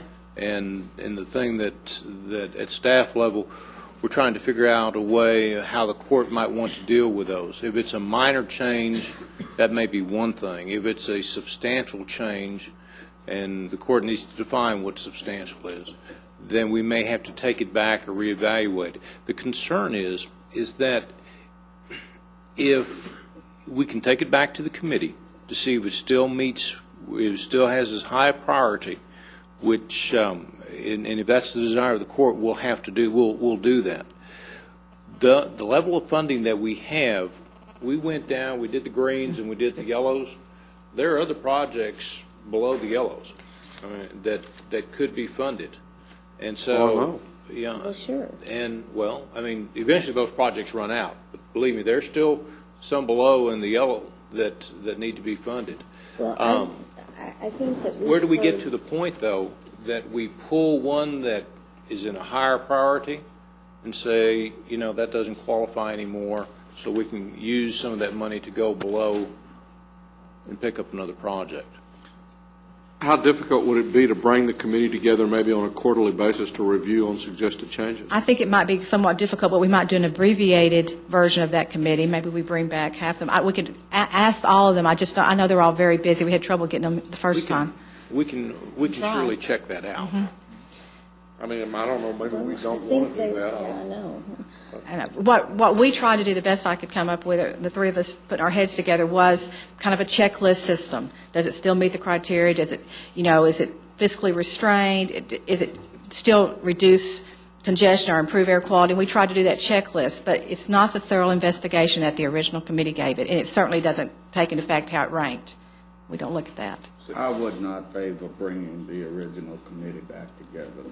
That was a group of volunteer citizens who did their work well, as we asked them to do, made their recommendations to this court, and now it's up to us to administer this program. But I think you should be aware this is not going to be the last time we're going to be up here. I see this continuing as we move through this process. My concern on the Watauga is the narrowing to 3 lanes at 377. Right, through that commercial area. That's a high traffic area as it is, and I have concerns about, because with the 4 lanes there, you have some ability to turn right. And I can certainly speak to their Director of Public Works and their city manager and talk about turn lanes there, dual turn lanes, look at, ask to see their numbers and do an analysis of that and see if we can do improvements, at least in that block closest to 377, we could have that conversation and come back to the court if you desire. I would so desire. All right. I'll do that. And then we'll have answers to the questions you've asked us today and be back next Tuesday and ask the court to give it consideration again and take some sort of action on these 3. I asked this question the last time y'all made a report before Commissioner's Court, and I asked it one more time. Where are the Precinct 1 projects? They're coming. Everman's about to get they're coming, yes, sir. One of them is in Benbrook, and that's a tech stop project which throws it into different, which takes a little longer, but Benbrook's coming. Everman will be before you, I would think, within the next month. So But the cities are the ones driving it. Yeah, they are. I'm sorry? And East Rosedale? I'd have to look and see where it's letting, but we asked the cities to give us letting dates, so they are dictating when these projects move forward. And through our tracking program, which I'll thank Steve Smith and his staff for helping us with, we're able to get a monthly updates from the cities, and so we know when they're ready to go, and we get the interlocal up to you. The city's driving the process, Commissioner. I would suggest, though, that as you see these spreadsheets that we give you, every one of the projects that are listed there, they have a funding year, and it's spread out. East Rosedale showed on 9, 10, and 11. Yeah. And that's something that the city gives us. Mm-hmm. It's not something that staff develops.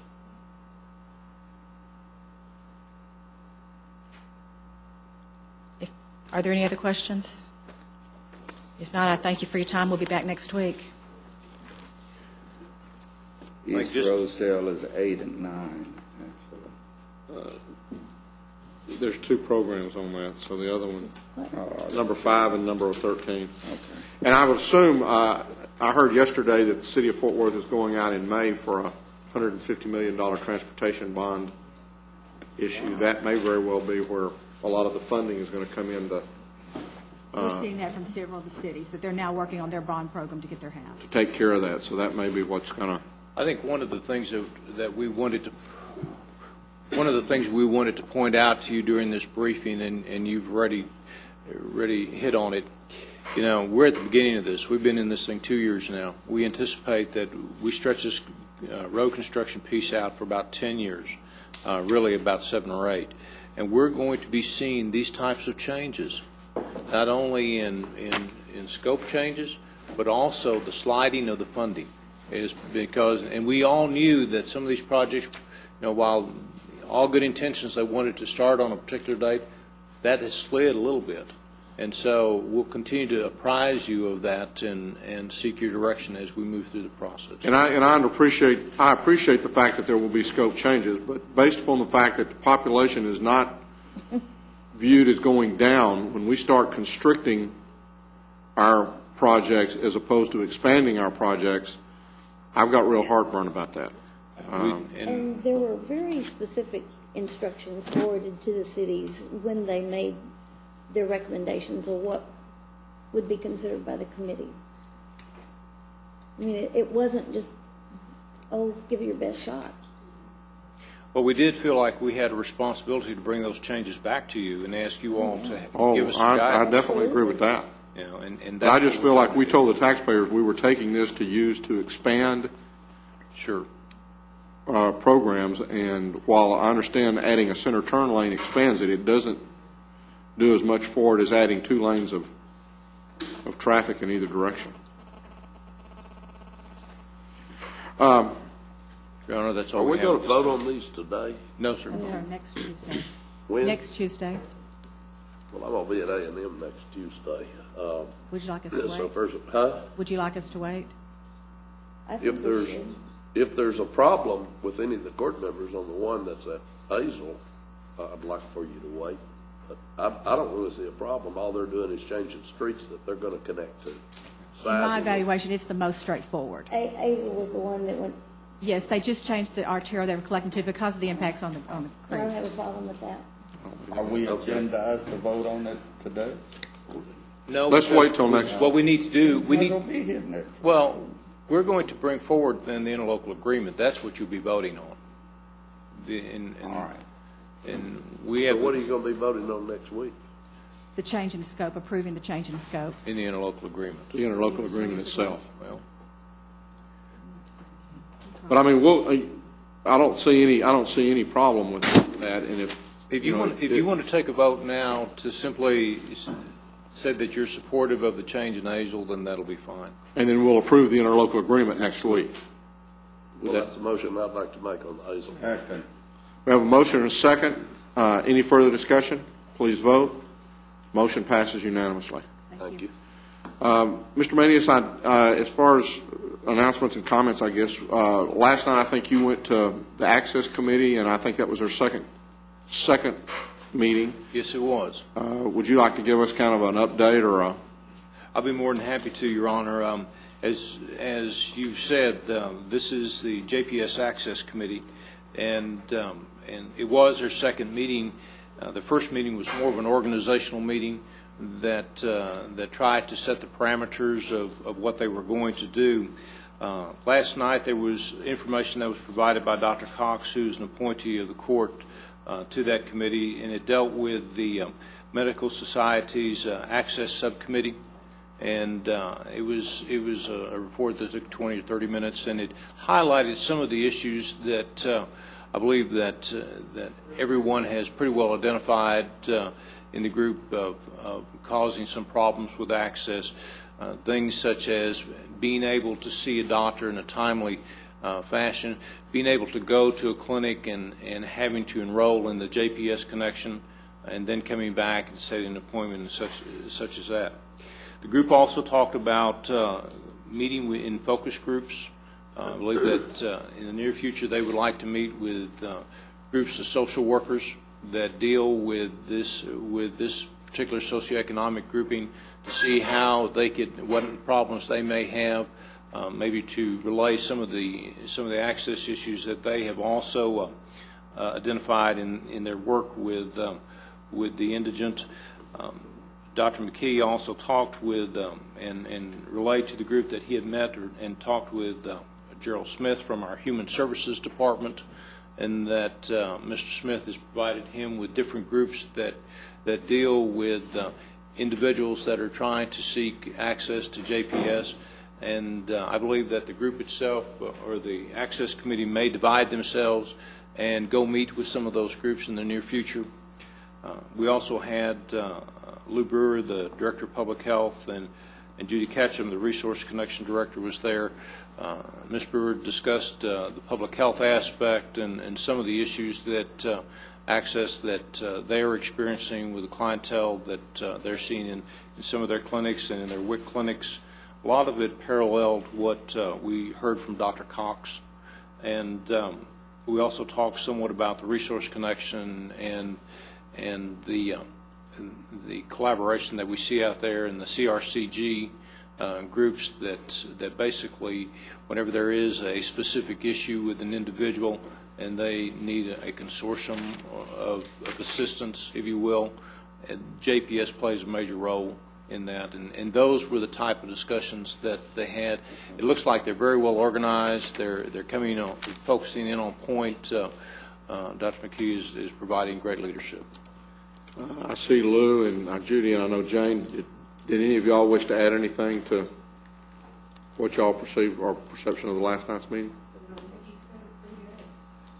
Thank you. Anything else at this time?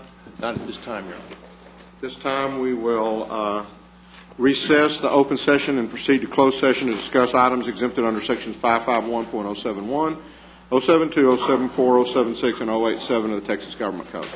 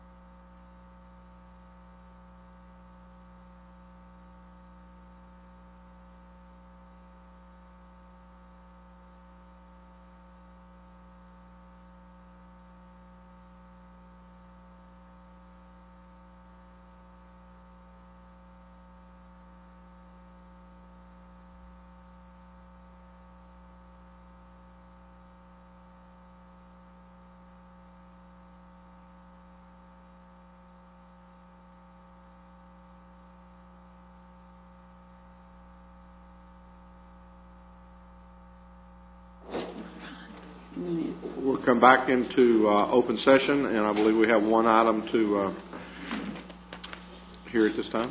Yes, thank you. Under item A2, which is Mr. Manius's section, we have the approval of an interim inmate telephone commission agreement between Tarrant County and Securus. The contract is with the clerks, and we're requesting the approval. Move approval. Second. Have a motion and a second. Any further discussion? Please vote. Motion passes unanimously. Thank you. We'll now enter into our workshop. Thank you, Your Honor. Members of the court, we're going to talk a little bit with you today about facilities and some of our growth plans over the next several years.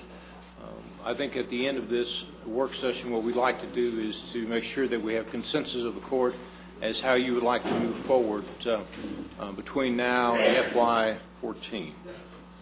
Mr. Phillips. Good afternoon. Good afternoon. Thank you. What I have today, I'll be presenting the facilities management capital requirements, and I started in FY07 last year and going to FY14. And the way facilities management breaks down their capital requirements is in 4 pieces. And up here, the first piece is for new buildings, new space, renovations, that kind of thing. And that's the A. B is deferred maintenance, repair, and new systems for buildings. That's essentially is to take care of what we already have. Why do you call it deferred maintenance? Because it's required. If it's a big investment, and it may take time to. And C is equipment that's not attached to a building. It's things like. Specious explanation. Oh, what? Is that good or bad? Kind of drifting.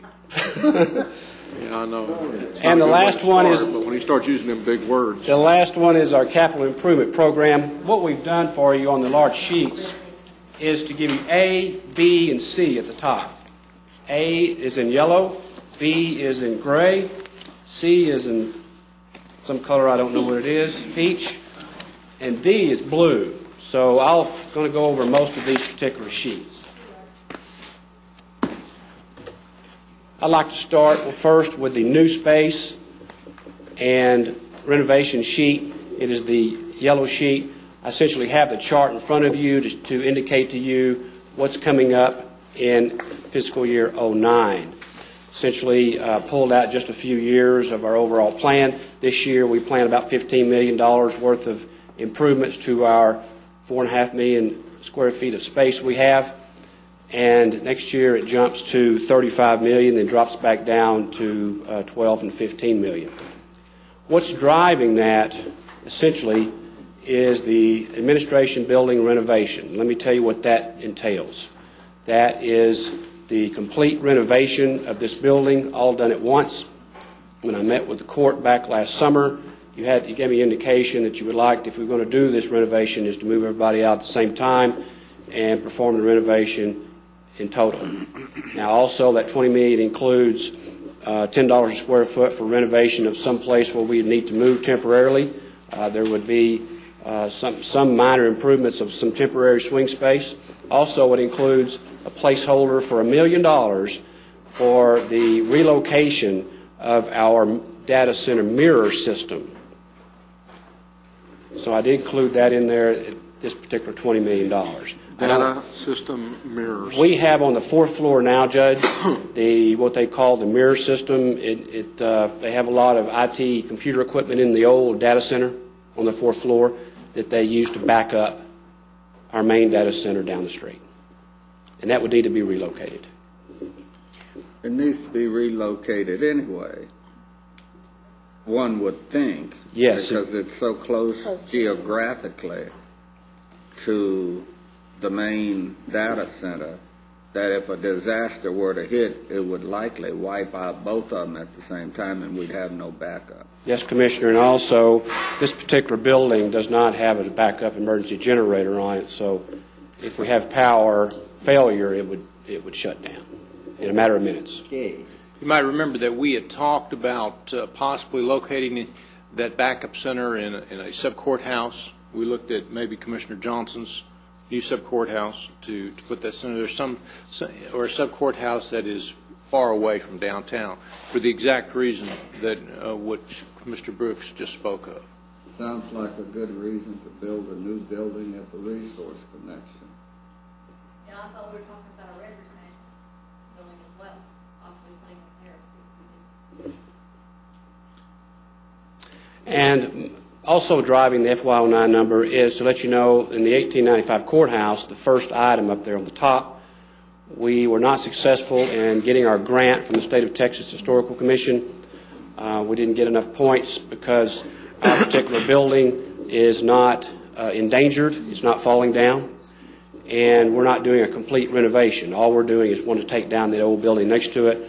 To do a complete renovation of the old courthouse, we would have to take out the third floor, like it originally was back in 1895. So we did not get points for a complete total renovation either, so we did not get the grant. Any questions?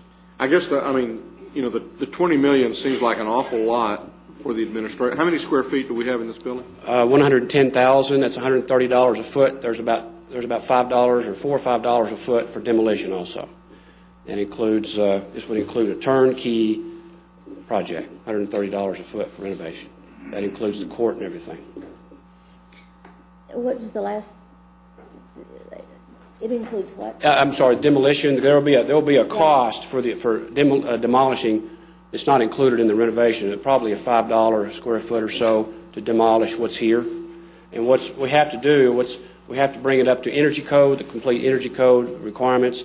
Of course, the Texas accessibility standards, the building codes as far as fire protection, a new sprinkler system, fire alarm, things of that nature. So it'd be a significant renovation. Now, if the court decides to do some incremental renovations, maybe on a floor or two, there'll be a point, which I don't know what that trigger is just yet, that we will have to go ahead and replace the front end fire alarm panel and put a new electronic fire alarm system in the building at some point. I don't know exactly. Well, when I've talked with the city of Fort Worth in the past, the building official, Al Godwin, he says, I'll need to see some plans, and I can make a determination. But basically, that would be it. That's kind of how I feel about it. You got some plans? Some floor plans for renovation of this building? We do have. Last year, we presented some schematic blocking and stacking diagrams to the court of where the different departments might move. And essentially, it would be the court would stay on this floor along with the county judge. We would locate the county administrator on this floor as well. Fourth floor would be the auditor and transportation. Third floor would be the budget office. And purchasing moved to the second floor, I believe. We were trying to expand and get some more people up the grand staircase. Third floor is what? In the budget office? Would be in the proposal. In the new proposal would be the budget office. And that consists of 3 people? Yeah, he's got something else. Yeah, and there's facilities management and community development, and I think there was some expansion space left on the third floor. The second floor would be a little slice of credit union. Maybe they want to leave a couple of tellers in here to serve the building in this area of the campus. Also would be the purchasing department, and of course the break room, and I think there's a meeting room there. The first floor would be essentially HR and a meeting room and the payroll benefits group, so the employees could have easy access into the building and get their business done on the first floor. But when I presented that back this summer, that's kind of how we laid it out. We did an order of magnitude cost and $130 a foot to do it. How long is that renovation project supposed to last? It would probably take 12 to 18 months once we moved out and started. Now, also what's connected to this is in FY08 this year is a tax office move. Now, our plan was to go ahead, and the court approved the capital funds for this is to relocate the tax office down at the Plaza building. Now, on January the 8th, the court approved the architectural and engineering design contract to do that. That also included some other things, but the main portion of that was to design the tax office space. In talking with tax assessor Betsy Price the last month or so, and the day we did the contract was approved, She would like us to revisit some of her space needs. She, at the time, when we did the original space analysis for her and 17 other departments downtown Fort Worth, we thought she needed about 40 to 43,000 square feet. She currently has about 25,000 now in this building. And she may or may not need that much now. She's concerned about that. She might not want to move, and she may want to make a few comments while we're at this stage, if you'd like. Betsy, you want to? Okay. Well, I had the same concern about our sub-courthouse that's coming up right now. I look at all that space, and I wonder if we need it, but that was based on the needs almost 5 years ago. Yes, and the move to the Plaza was actually based on an assessment for us 4 years ago. If they've done a most recent space one since then, I thought we did this about nearly 3.5 or 4 years ago. We looked at the Plaza and agreed to it if they could get the grand entrance correct. And since then, our needs have changed significantly. And I didn't know this was back on the table till about 6 months ago. And David said something about, well, we need to revisit where you're going down there and start working on this. And I thought this had kind of been tabled. But let me give you some information, just some talking points, some facts on moving the tax office that we kind of put together. Now, we've already hired an architect to plan this? I'm sorry, sir? We've already hired a person to plan this move? It's January 8th. We hired Carter Burgess to do 4 things. Is to design the tax office space, is to do the engineering for a security camera system for the entire building, and to do some signage work for the exterior signage to improve it for the public, and to improve the west and east entries. So there's really 4 components. And we have not turned them loose on any of them. I was going to say, you understand that this whole thing is a house of cards. I do understand it's a house of cards, and I hate that, but our business has changed a tremendous amount in particularly the last 3 years. I gave you some collection figures a while ago just for good news, and one of the things that's driven those collection figures is the eGov initiative. We just have phenomenal payments on the web. This year we took in 3 days, we took in a total of $6.932 million. 3 days on the web, 1,800 payments, and a huge amount of those payments would be people who are in this building. If you were in the building on the 30th or the 31st, there was not near the traffic that we normally have in the downtown location. The subs were still really busy. We've been pretty proactive about pushing out business to the subs to make the best use of those. In the Arlington office, we have some other initiatives that I think will put that. And getting the downtown to a more centralized, where we serve the downtown area, serve the public that doesn't have a sub close by. We've been able to consolidate that and done a pretty good job. Our needs have just changed dramatically based on that. One of the other things that's changed greatly is the landmen. As you know, the old deed cards are a part of my office, and while we're getting ready to put them out on the internet because we've imaged them all, they still want to hold them, look at the little notes. And it's a rush to see who can get that stuff first, and they are having a stroke because they run back and forth, as Suzanne can testify, between her office and my office doing this deed research. And there's a list there. I think there were 1,190 people who use the downstairs deed cards, and most of them are also in Suzanne's office in January alone. And then we got to looking, and of course we worked closely with the auditors, and to put us down all the way down at the Plaza building, I don't know whether it would have much impact on, Renee's staff, but we do. You have people in our office on a daily basis in the tax office, particularly during really peak time, but they're with us all the time. And then, of course, today we have the tax sale going on across the street, and we've had a dozen people or more running back and forth getting their bidder certificates this morning, coming to this office. I didn't know what that meant. Yeah, they have to get a bidder certificate before they can actually purchase those over there. Just the change in things, I would ask that you consider letting us take a look at. Plus, for me, the cost of it, it's a $4.8 million move, is that right, to move the tax office to the Plaza building. And I don't know how much y'all have used the Plaza building, but in the last 3.5 years, we have used it a lot for training and stuff. It is not a real public-friendly building. Even if they put the grand staircase in, which is pretty expensive to add to the Plaza to try to accommodate the tax office, it is still not real friendly. I've had numerous people, when we were down there for training, call me from right outside the building saying, we just don't know where this building is, we don't know how to get in it. And the big thing is, of course, when we started this, parking at this building was a nightmare. And in the interim, y'all built and opened the county garage over here, and that took, because most of the parking around this building was taken up by county employees. And they've all moved across the street, and we just are not getting the complaints about the parking in this building that we did get. Nowhere near.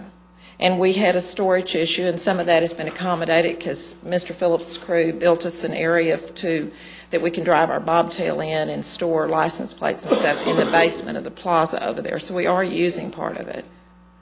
I guess my main thing is, we'll do whatever we need to get along with everybody, but I would ask that you take a look at this because it is a significant amount of money to spend on a function that I'm not sure we need to make the move right now. Well, it seems to me that we're going to spend the $4.8 million anyway. On the tax office? We either spend it moving the tax office or we spend it juggling people around to let you stay where you are. We're going to spend the money one way or the other. Well, I don't know that that's necessarily the case. To redo my space downstairs doesn't need that much. Somebody who was programmed to go into that space that you're currently occupying is going to have to go someplace else. But remember, there are a good many concessions going into the Plaza, the grand staircase, and 2 or 3 other things to try to accommodate the amount of public that we have that other offices don't necessarily have. Okay, so if the cards fall, have you thought about Plan B?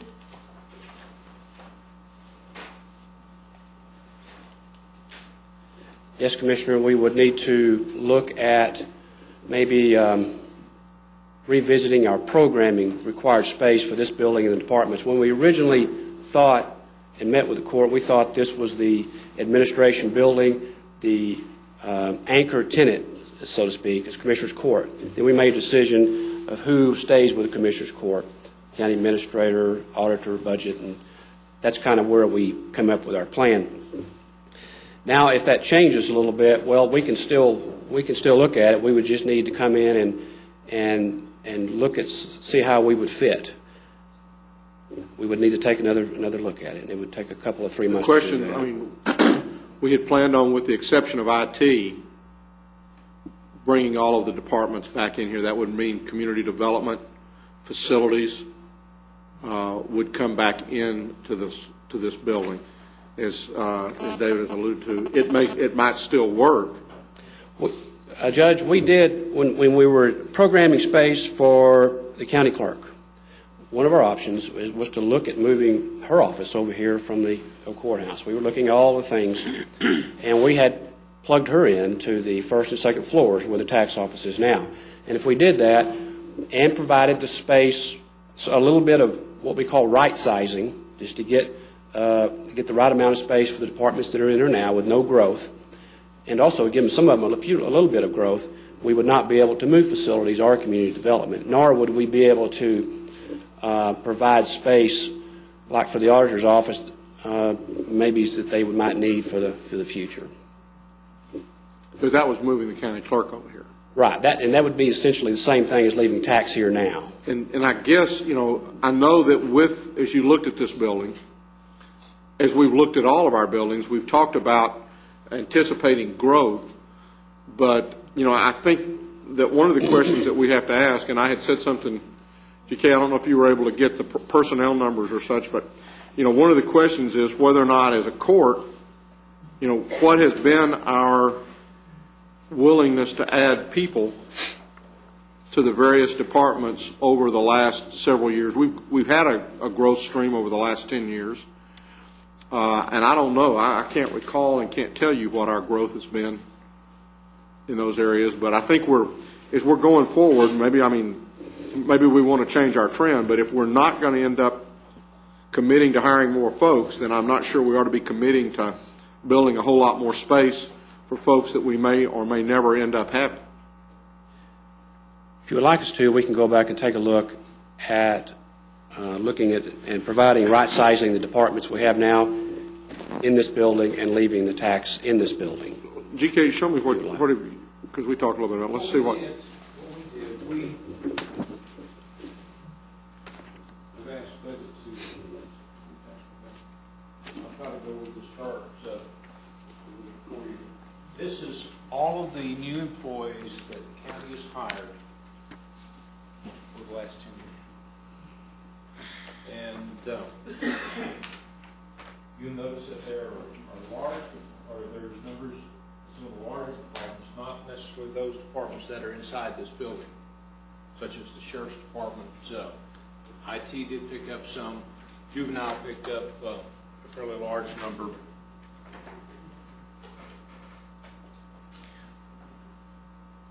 Public health has picked up a large number.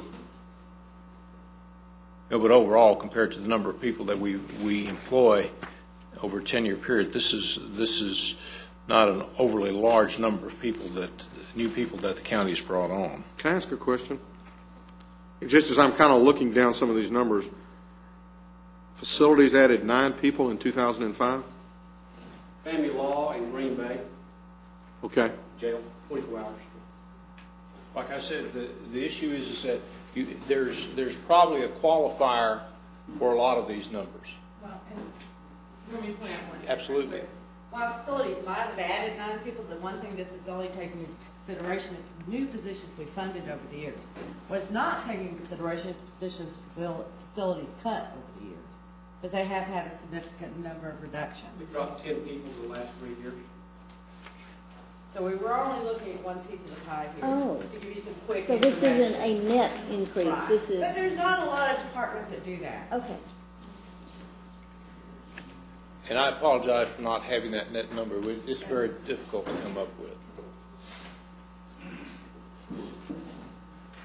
The bottom line is in the administrative functions, we don't hire a lot of new people.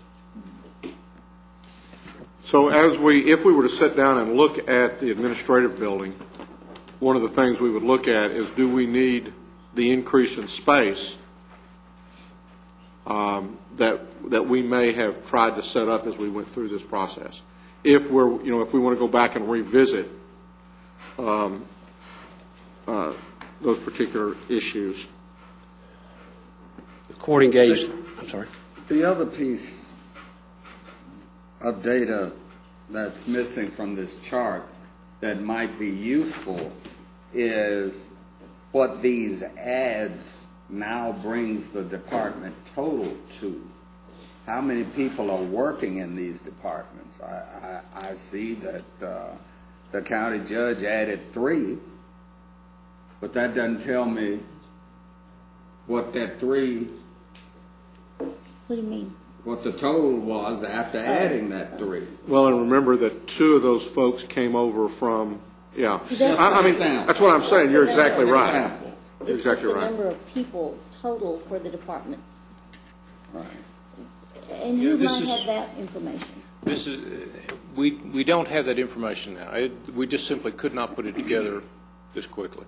We do understand what you're asking for, though, and we can try to put that together. I mean, we can.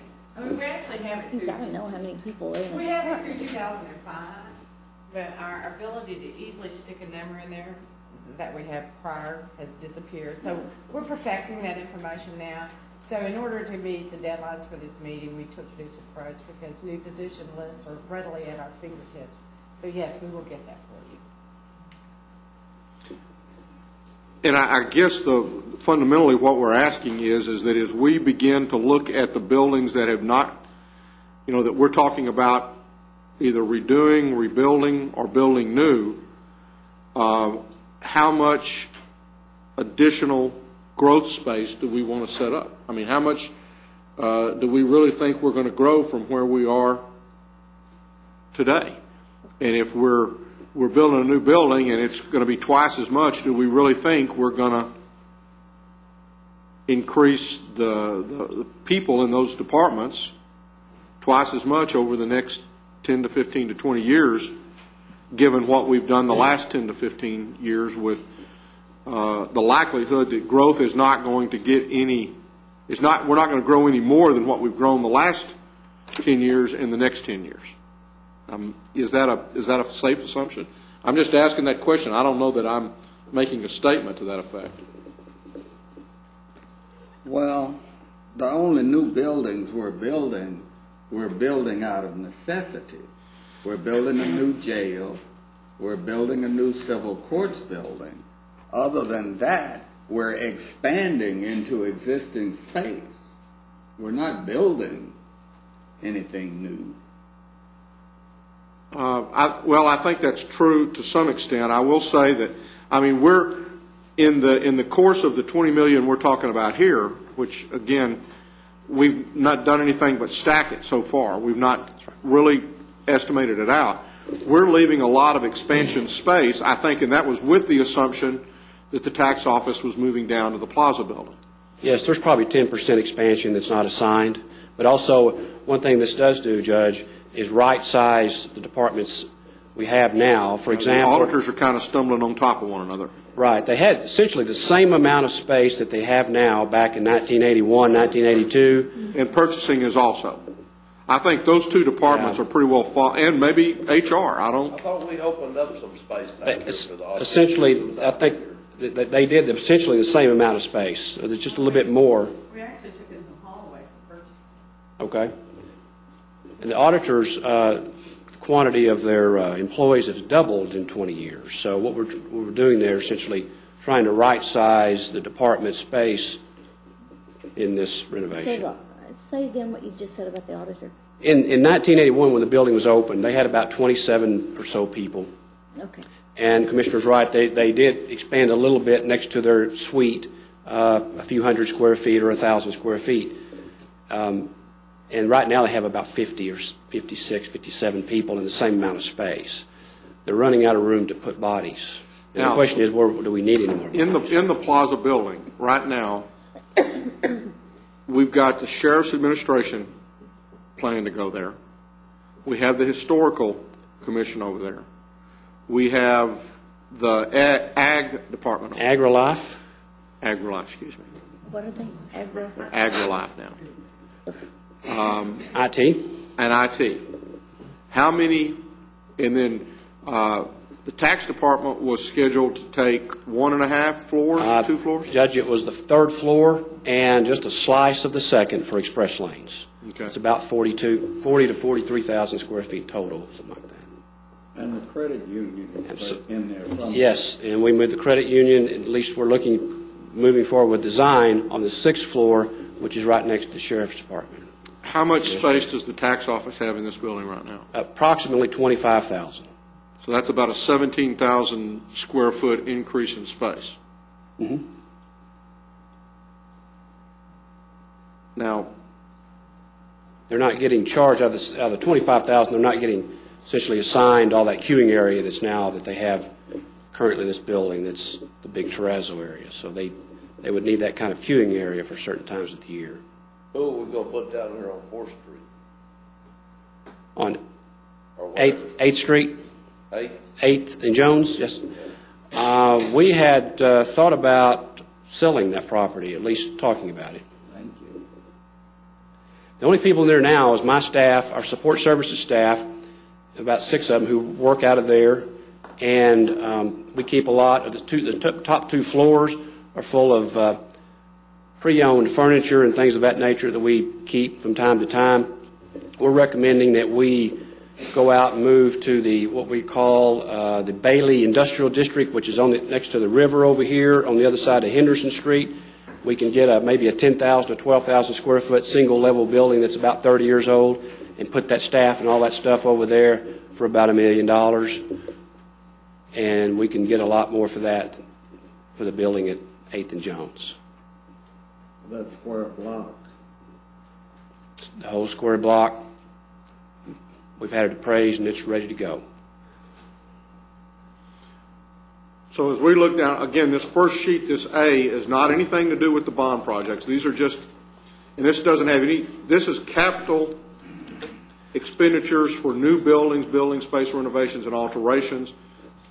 This is the stuff that we have historically paid for out of our COs, and historically we have kept to around a 10 to 15, but that also included our other capital expenditures such as equipment, furniture, fixtures, and so forth.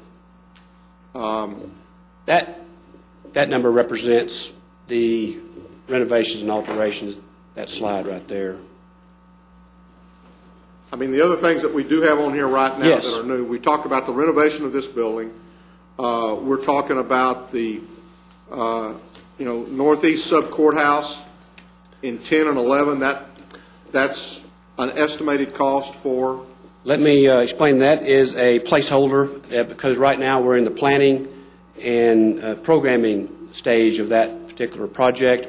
I don't know what the building is going to be, but I think it's going to be somewhere between what we originally thought, which is about a $2 million expansion, and I don't think it's going to be as a full-blown sub-courthouse like we might have done at Southeast, where we had to just completely move because of space problems. And so it's not a $16 million project, and it's not a $2 million project either. I picked a number in the middle. It's a placeholder right now. I'll know more in June. And again, most of that expansion is the tax office, I think, isn't it, Betsy? Is there, we talk about the e-government. I know we sit across the street from a Tom Thumb that takes care of the express, could take care of the express stuff. Can we, I know that from my time out there, we were looking at the end of the month and the first of the month. Just the thought of expanding when e-government is increasing, and the other things, is there not the possibility that we could not have to expand that space? I think there may be. We already have 85 subcontractors, the grocery stores, and we have a proposal to Walmart, which has to go through Arkansas, and that takes forever to get done, and one to Super Target to also sell them. And there's Super Targets in nearly everybody's area. That will help us substantially on the motor vehicle piece. And the eGov initiative is huge. And at the sub-courthouses, one of the things that we've looked at them is not just expansion, but space. We're real cramped in some spots now, so we tried not to get a lot of expansion in the sub-courthouses that we're looking at. Yeah, I believe that we're going to see a big change in the tax business, and an awful lot of it is going to be online. As you know, Harris County's tax assessor says, get online, not in line. I like that. I like that, too. Are you working currently with the Minyard store at Miller and Barrett? Yes, and they sold for a while, for a couple of years, and then they quit. They had an issue with some of their employees and their equipment, and we have another proposal back with them to sell again. And I think Minyard's has gone up and down and back and forth on about 4 of their stores, and that being one of them. The rest of their stores, they're Carnival, and those we have already do a big business with. But we're looking at that one and a couple of the other remaining Minyard's ones. I'd love to have them back. I would love to have that store back. If anybody's got contacts at any of the stores that'll sell them, we'd love to have them, because that's good, clean, easy business for us and the citizens. Does Albertsons do it? Yes, Albertsons sells. There's a couple of Albertsons who do not, but that's their choice. Right. Yeah. After we go past that northeast, Commissioner Johnson, you're under the way in your particular deal. You're almost past the point of no return, I'm assuming, on yours, as far as all the planning and everything that you've got from that standpoint. We talked about the relocation of the tax office. The next thing is, again, and it's not a sub-courthouse, it's the parking garage, which is the second half to the Plaza garage that we've got there. A third. Or third, okay. Yes. Precinct 1, the maintenance facility. The resource connection, go ahead and talk with us a little bit. Judge, that's a placeholder again for about a 20,000 square foot building. When we met with the director out there, and she had a vision of additional space because of the need and the queuing of the nonprofits that would like to be out there. And what that is an estimate for a 20,000 square foot building. You might also... That's something that we had envisioned appending onto another structure. For instance, there is a proposal from the Social Security Administration that they would like to be on the resource connection property, and they need X number of square feet. I think it's something like 30. I think it's 15 to 18. 15 to 18,000 square feet. We thought maybe it would be a good idea to take advantage of the economies of scale and make that building larger than it needed to be, so that we could have some space to rent to social service agencies that want to co-locate out there, and we're just out of room.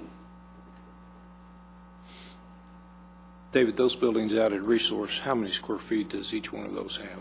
The larger buildings, GK, are about 40,000 square feet. Yeah, I thought so. What we were trying to do is at least have a building the same size as the existing buildings. Of course, with the Social Security issue, there's a revenue stream to pay that debt. That's why that would make so much sense. And then, Marty, you've got, I guess in the southeast sub courthouse, it shows 300, about $4 million.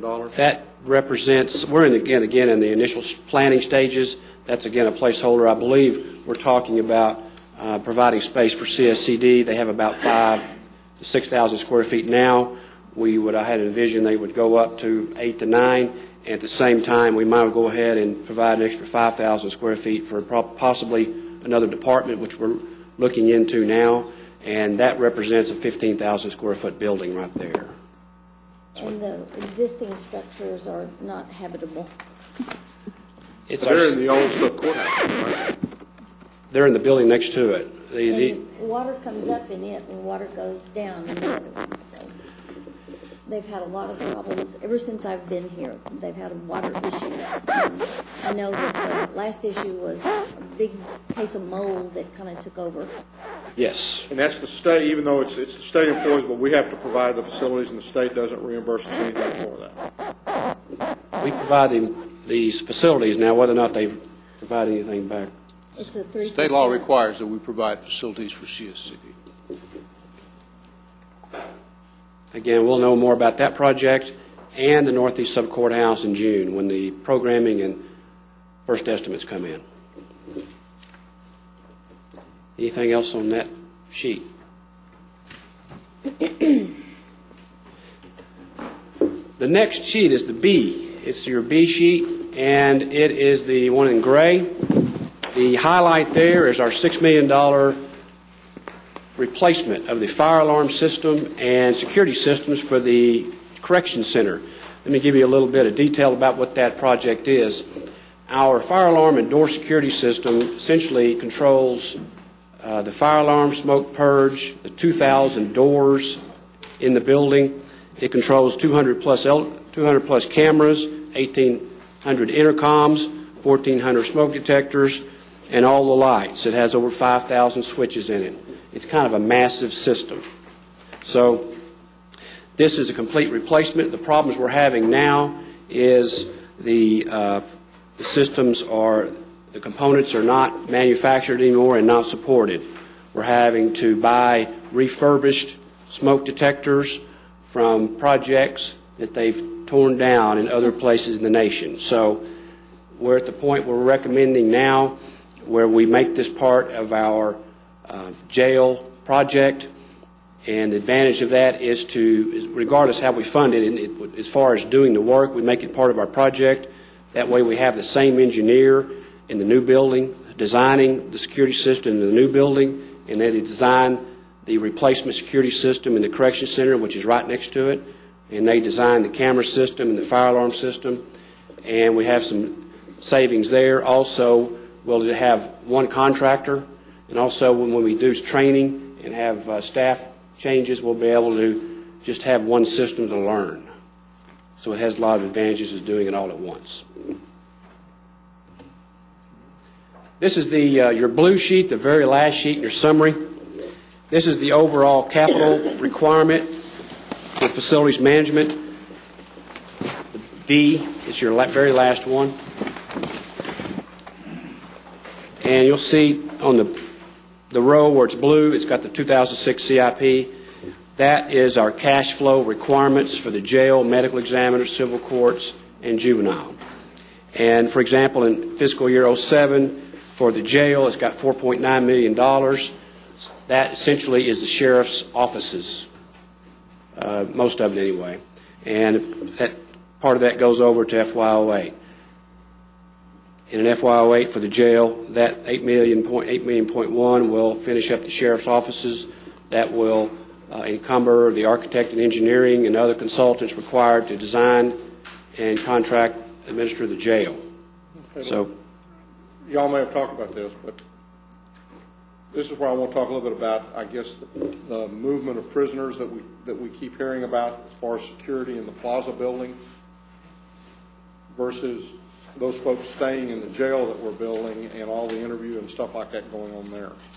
I'm told Terry Grisham, when I asked him about that, the orange suits, and essentially they would interview orange suits in the jail and would not bring them to the Plaza building, my understanding.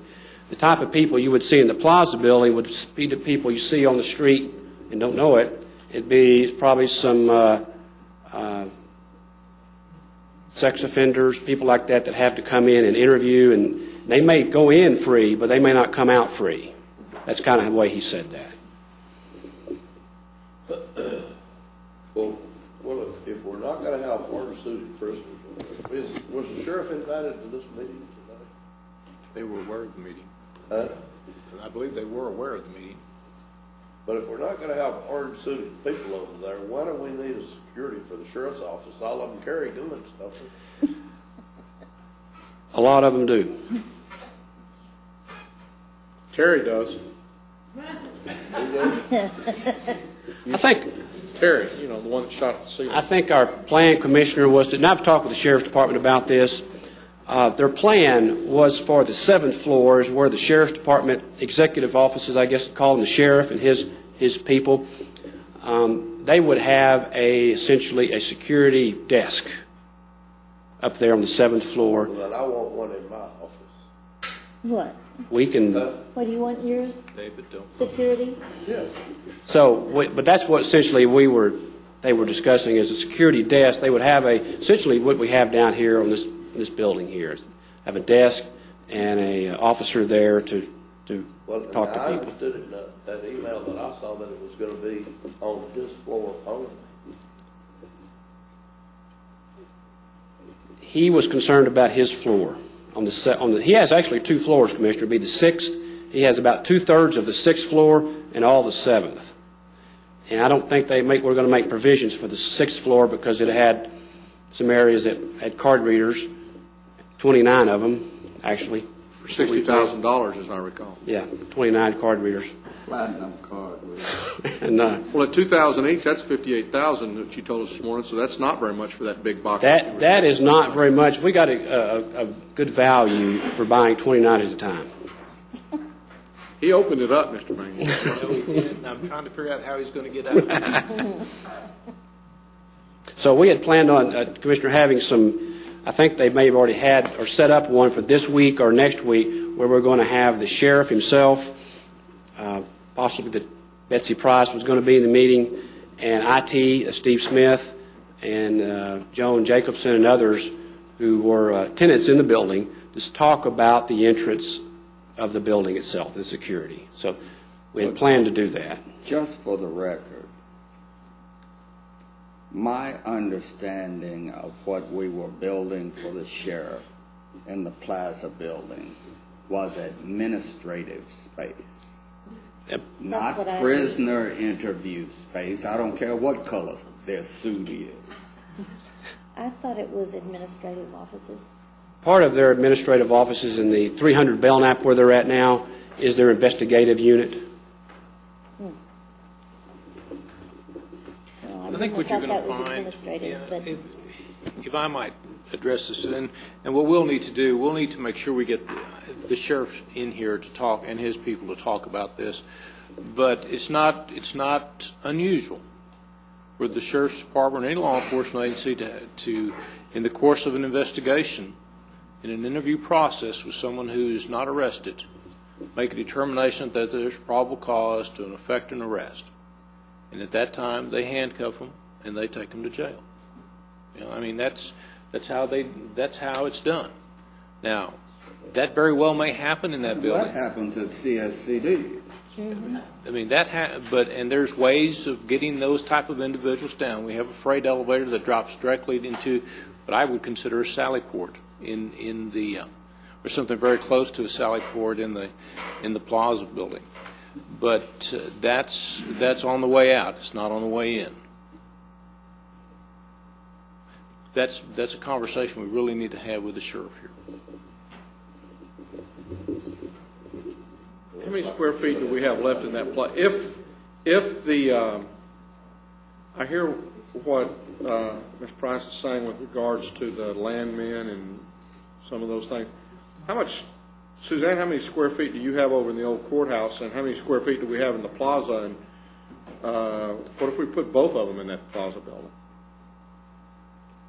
All that's going to successfully do is get two women mad at me instead of one. But if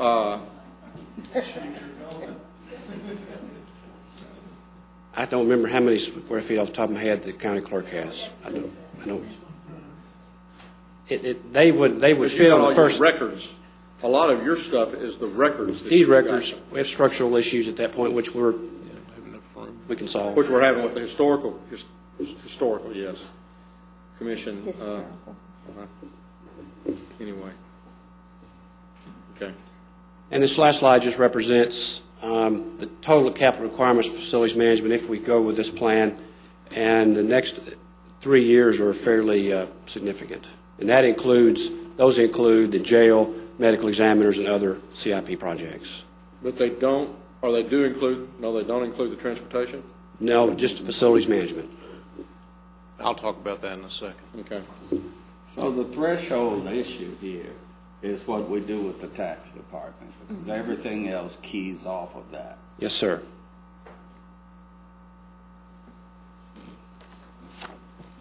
Well, I see the potential issue in the sub-courthouse. So I think that the decisions that were made even a year ago that reflect the business in the tax office are different from what they were 4 years ago. And it's just, I mean, eventually the landmen will settle down and everything will be done in Barnett Shell, but that won't happen for a while. And maybe more and more people will be using EGOV. I really believe they will. Well, the landmen are certainly the least of my concerns. They can walk 2 blocks for all the money they're about to make. That's true.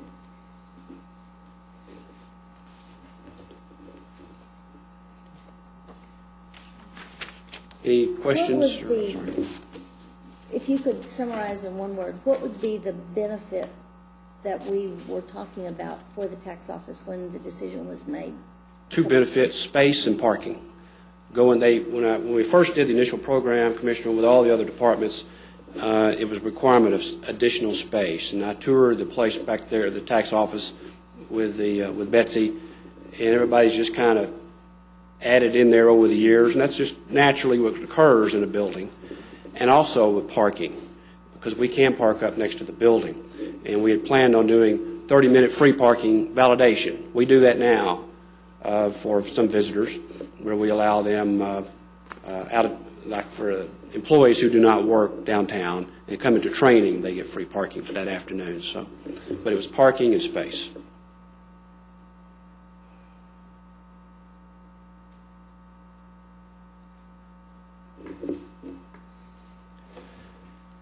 That's all I had this afternoon. Thank you. Well, you certainly solved this problem. Mercy. The planning of space and the building out of that space is a long-term process, and things change from time to time. But at some point, I think you reach a point of no return.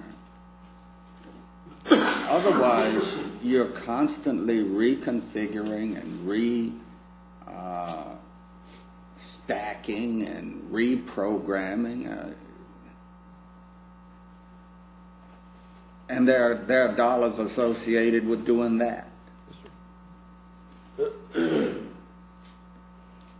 I think the numbers that we saw, or the information that we saw 4 or 5 years ago, was our request at saying, tell us through a master plan where we think we're going to go over the next 4, 5, 6 years.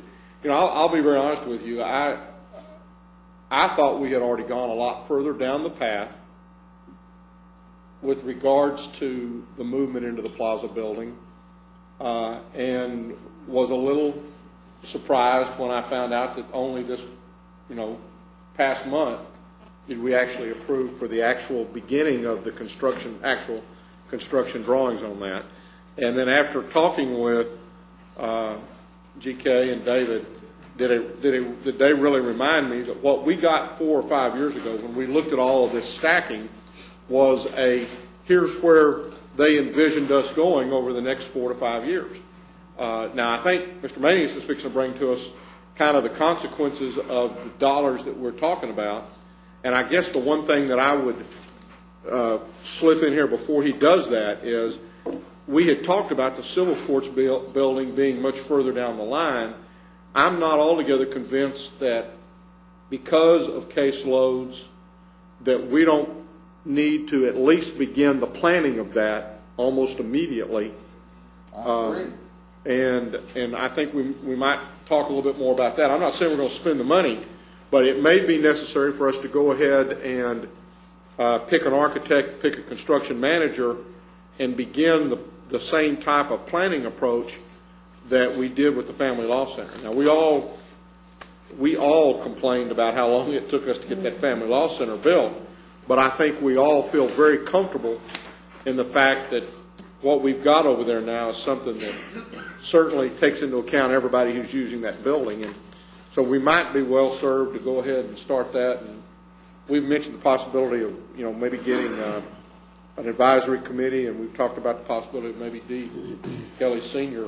being somebody that might do that. Lynn, if we're seriously looking at Betsy's considerations not to move, it looks to me like we're back to ground start again. I mean, everything, like Roy said a while ago, that we are discussing here hinges around what we do with the tax department. And if we don't move them, then everything else is back up. The only thing, I guess, that this doesn't slow down is to move the sheriff's department. The only other thing that might be in that would be to say how much growth space are we going to put in everything. I think you're right. I don't think we can. I think Betsy is going from this building at David, what was it, 25,000 square feet to 42? Approximately. So if it was to go, if it was not to increase above the 25, then, maybe that has consequences that says, I guess what I'm saying is you're right. I think we start everything over again. And I think that if we're going to do that, I think part of the discussion has to be, as we look at this master plan this time, how much growth are we going to say to David to figure in? And if we're going to say we don't want any more than 10% growth, or and with regards to the people who are here currently, I don't know what constraints that'll put on the audit. I don't know what constraints that puts on purchasing, or these other areas as we begin to try to fit them in the different buildings. Let me just say one more thing, and then I'm going to shut up about this. I don't want to start over on this. It took us 3 years to get to this point. I'm not suggesting that we do. I'm saying if we do, Roy. Yeah. That's what I'm saying. I just want to let you know some way we handle additional employees. For example, it just happened in IT this year. I believe they were allowed 15 additional, at least, project employees or something this year, where we essentially fit them into their existing space. And that's typically we would do this in the future with IT, the sheriff, and others who have new right-sized space. As they are allowed employees and growth, they fit into their existing space. And the problem we're having, probably, what we right now is auditor and purchasing. We essentially have done that over the years, and I'm not sure exactly how we would handle this in the future. How would we fit them in existing space? But we seem to be doing it every year, which is evident in their space. But that's typically how we handle the growth. Is they don't grow with their suite, their space, but we just reconfigure it. And what we've basically done is we have drawn anticipating expansion, but we don't know how much of what the new space is expansion and how much of it is to allow previous growth to have the right amount of space. Generally it's if the departments don't tell us or they can't get a handle around that, we usually figure 10 to 15%. Well, what I'm saying is right now we've got audit that we've already said we've shoehorned in. We've got purchasing, which we've shoehorned into their existing space. In the new process that we're looking at in this building, if we allowed them the appropriate amount of space per person, then the amount of space that is truly there for expansion is probably not near as much. If let's say purchasing, I don't have a clue. Where are you at right now? What's got 21 people. Yeah, but how many square feet does he have now? You knew I was going to do this to you. 77,000 or so, or maybe not be that much. And you're talking about going to probably 50% more, probably. Okay. 10,000. So we don't know how much of that much is just. When we did the programming, we directed the architect to either, if the department couldn't help us with the numbers, as far as number of staff and do some projections, we told them, I believe, 10 to 15%. Okay. Thank you. Mr. Manion?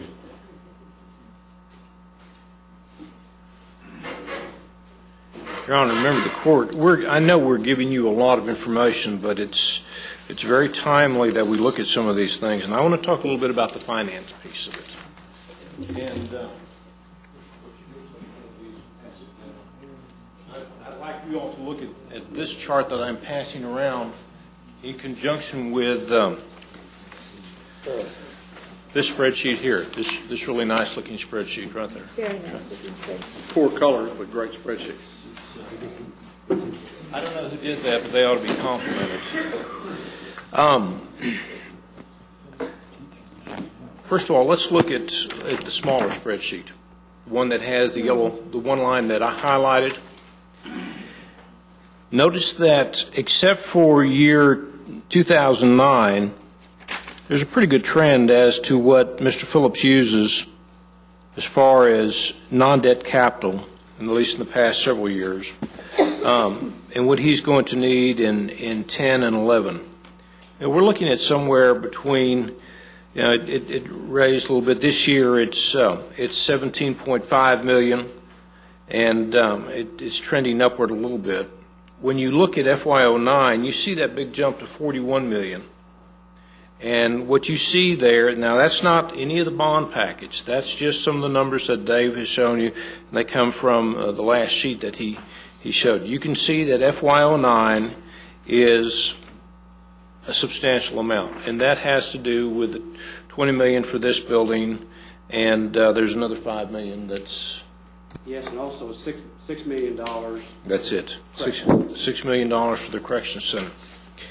Now, if you'll look at this spreadsheet right here, the large one, and if you look, and this is the bond package. This includes both transportation and the CIP. You'll see that in 2009, the green line that says total bond we're going to be consuming almost $90 million, $88 million worth of debt. You can see as that grows until we get to the $432 million, which is the bond package amount.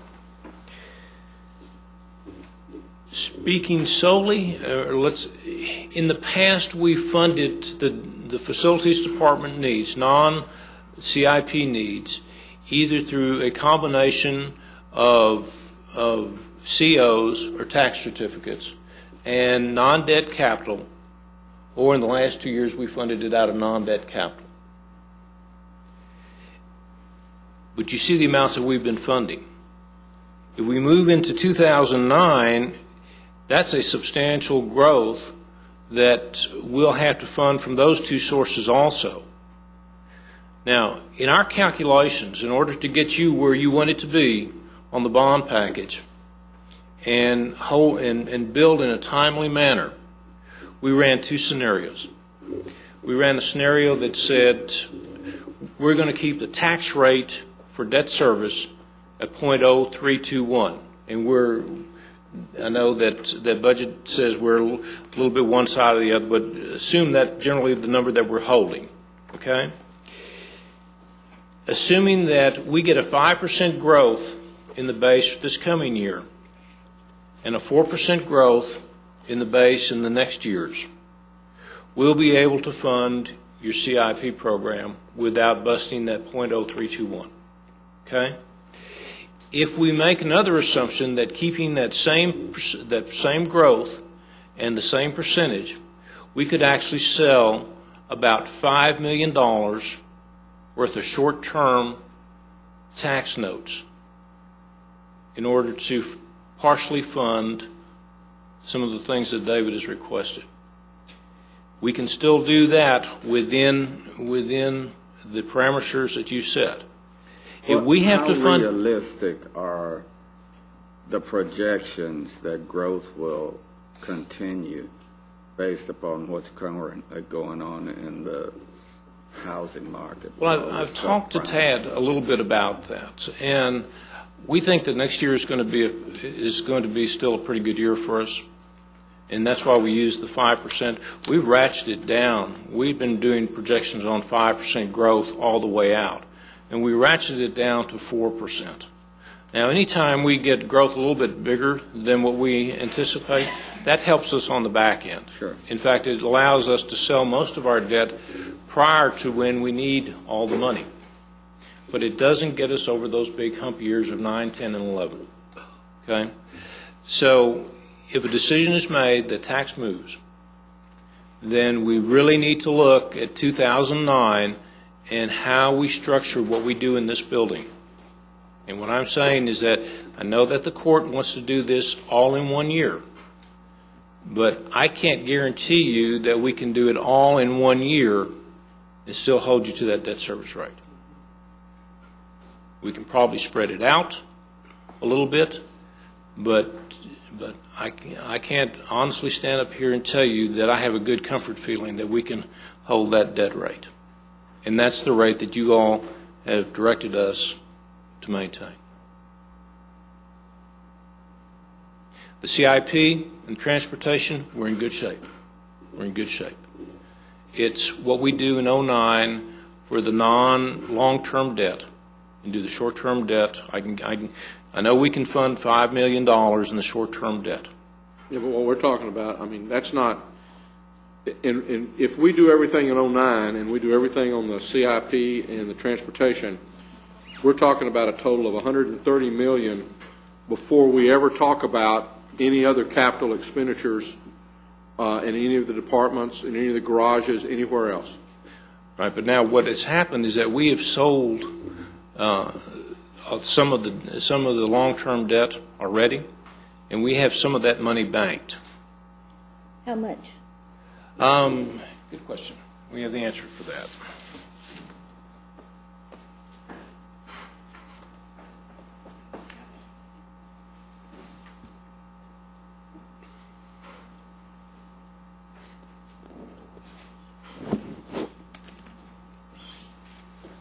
This is a chart that the budget is prepared. Just more figures. Burying me today. He's burying me today. Mr. Johnson, did you get a copy of that? Yes, I did. Thank you, sir. I didn't count them out. I didn't count them out when I gave them to Commissioner Brooks.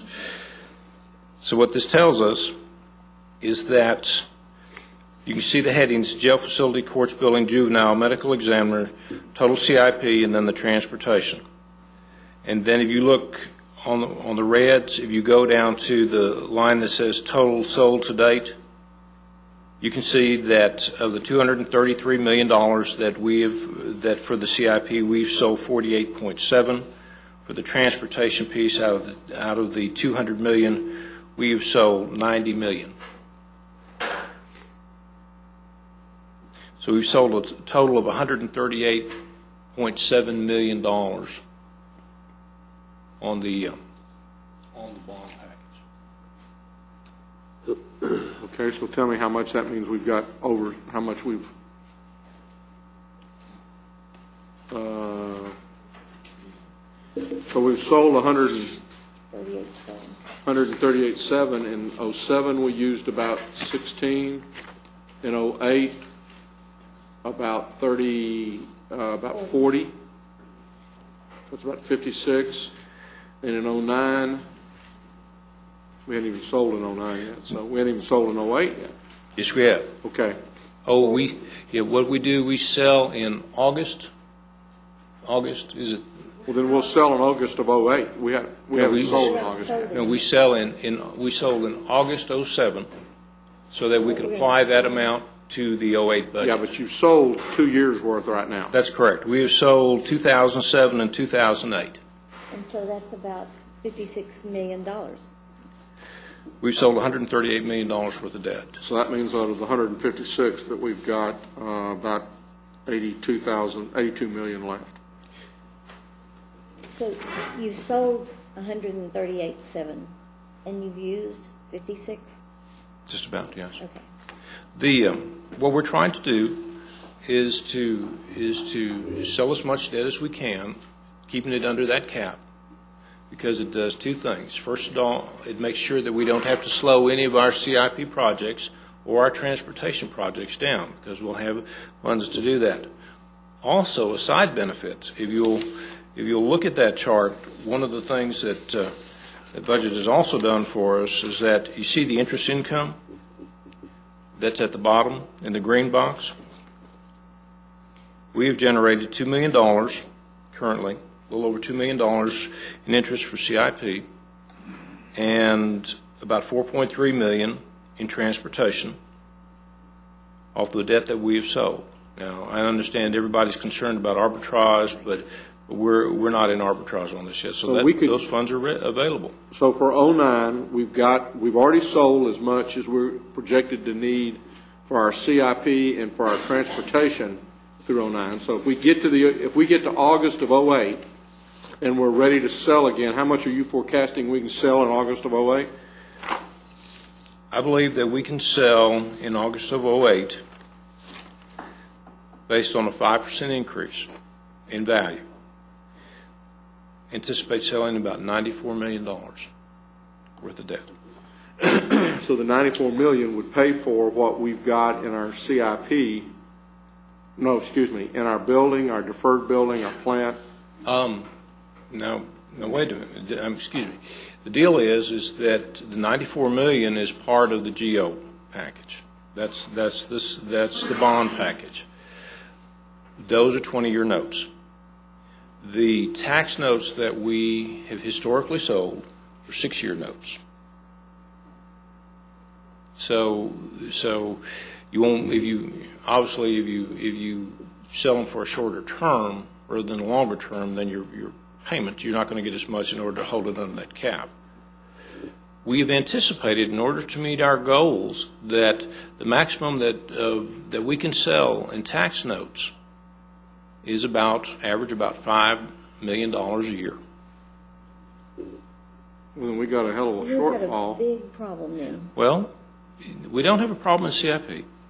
Okay? Well, we understand that, but you got 40.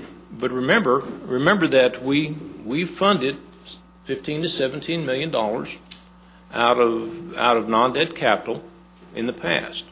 So, yeah, we do have a problem in 2009, and that's what I think maybe I wasn't clear, but that's the issue that I said I couldn't guarantee you we could fund everything and still stay within the 0321. That's why you're saying we can't do all of the administration building at one time. Exactly. So does that increase the cost because we can't do it all at one time by any amount that we have an idea of? We've always made the assumption that it would increase the cost, but we didn't do. I don't know. We know how much that would increased by. Yeah, and I mean, at $20 million, based upon what you're estimating for costs of new buildings, we're damn near at a point that it's better off to build a new building than it is to renovate the existing. For our sub-courthouses, it's costing, and that was things were bid a year ago or so, around $195 to $200 a foot, square foot. So it's a little bit more than that now. I think I believe it'll taper off, at least the information I'm getting from my peers and construction people. And this $20 million represents $135 a foot. $130 a foot, $130. and all the things that go along with it. It's an all-inclusive number, renovating some temporary space, the whole move expenses, those kind of things. How is that possible? I'm sorry? I said, how is that possible that it's 130 a square foot, a foot? Because you got things in there like moving computer places, and you've got, I don't know if you have records management in there. If you make a major renovation of this building then falls out of code in order to bring it up to code. Okay. I'll give you a feel, Commissioner. We're paying for the Sheriff's Department about $85, and that's no improvements to the ceiling and the fire sprinkler or the floor. They kind of give you a feel for that. And they have a lot of work systems. We don't have to build one.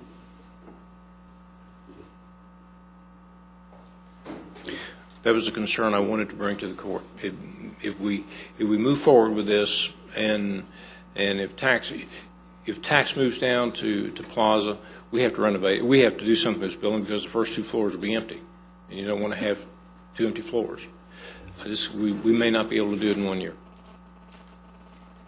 So the not doing it all at one time might mitigate in favor of leaving the tax office where it is. That's what I was thinking too. It might. What happens is that you cut down on any type of expansion space in this building. Pay me now or pay me later. Well, I think we can look at it, and I think what that would say is we won't bring community development back. Right. We probably won't bring facilities back. We may end up relocating them over in the Plaza Center. We won't end up doing as much renovation to this building, and we may end up doing it definitely in stages that would hopefully avoid us maybe having to make all of the upgrades to building codes at one time. That's difficult for us to really to know until we go forward, and whether or not we end up having to spend, as Betsy said, is whether we end up having to spend the $4.2 million to renovate the plaza. If we may not have to do that if we're moving community development or facilities into that particular space. This building is 27 years old, and at the point where the building systems, the air conditioning, the air handlers on the floor, and things of that nature, at maybe 5 or 6 years from now, or some point in the future, will need to be changed out anyway. So the $130 a foot, again, does vacate the floor and start over, and it allows us for another 25 or 30-year building, another 25 or 30 years. Well, and there's some other things here in the stacking plans, again, and that's what we've looked at thus far. One of the things that is perceived is that there will be an exercise facility on the first floor. I, for one, am not going to support or not going to be in favor of putting it on the first floor, maybe leaving it where it's at right now, but I really have a problem with, the public coming in and the first thing they see is an exercise facility that is, even if it's being used. I mean, I'm not sure they're not going to be as unhappy about seeing it used as they're going to be about seeing it not used. I would agree with that. And if this ugly fat boy's in there, they're going to even be more grossed out by the prospect. We are still streaming video, right? Yeah, we're still streaming. Just want to be sure, we all got to laugh at ourselves here every once in a while. Well, this is true. Not get too serious about it. I think we have changed, or if we're at least considering changing, two of the critical key assumptions that were driving this plan. First, that we could renovate this building all at one time, and second, that the tax office needed to move somewhere else. If we have changed those two critical assumptions, then we need to go back to square one. And the only thing that I hope it doesn't take us 3 years. Surely there's some of what's been done that would help us look at it anew without having to recreate everything from the very beginning. Yes, Commissioner, we can go validate our programming documents with the departments and come back to you with a revised stacking plan for this building. I think that's important to do. I think that enough has changed. And while I understand the desire to go forward with what we've got by some of the commissioners, I don't share that because I don't feel like we've validated it to the point that I feel comfortable with going forward. Let me ask There's this. enough question in my mind. And I'm sorry, Glenn, but I have to leave now. Can I ask one question before you leave? Because I think it's kind of, again, if we're going to do this, if we're going to re-examine it, I would like for us to re-examine it under the auspices of what are we adding, what space are we adding because of existing employees? Because I'm of the opinion that as a court, we're not going to be supportive of adding operational dollars Agreed. To any great extent, and we're investing a lot of money from a technology standpoint, which I know you are excited about, in an effort to hopefully not have to continue to add folks in that deal. And the online versus inline. I mean, I really would like to see us in our tax offices around our subs not growing those, because I do think that's a limited busy period at the end and at the beginning of the month for most of them, and encourage those folks to go someplace else or do it on the computer and not add space and therefore not be ready to add people in the future. I guess they stand in line long enough, they will move somewhere else. I'm not sure that changes habits. So I think our younger people are very inclined to want to use the computer at 24/7 because that's what they're accustomed to doing. But there's still a lot of us that will do it the old-fashioned way. But we may be able to do some publicity or some marketing even at those locations that say, if you're here in line, you can go right across the street to Tom Thumb. And we do some of that now. Yep. I've seen in Arlington just go out and tell people. And we've posted it on the windows before when it was particularly critical. Now, the other thing that I think we've said, and maybe our fault has been that we looked at the master plan 3 or 4 years ago and we didn't continuously keep questioning every year. And so I think what we need to say in the future is, because I appreciate very much all the work that was done toward the master plan. Oh, absolutely. I think we just have to keep every year communicating with our folks and see if things are changing, so that we don't think just because we don't bring it up that we're not continuing forward with what our thoughts and our plans were. Then let me recommend something, and David, let me ask you a question. How long would it take for us to take a look at this building, assuming that tax stays in there, to just simply restack and refigure this building? Is that something we can do in 30 days? Is it 45 days? I think it's more like 60 days or so. They have to meet with each department and come back with it's a process. It takes time. And what's happening in our particular environment, back in the 90s, I had architects and engineers calling me on the phone wanting to do work. Right now, I have a hard time getting them to return my call because they're so busy. And so that's just the nature of what's going on. So I would think at least 60 to 70, 80 days. To me, that would be a key to really see how well we could make this building fit. Well, I'd like for us to have a meeting with all the users in this building in the next 2 weeks, just to sit down and talk about where we are with the, you know, let's just have a confab. Let's just sit down and chat about it. We can bring them in. We'll I think that would help for them to hear from us, that we need to cooperate with you to the extent we possibly can, to not drag it out to 60, 80 days. Mr. Brooks?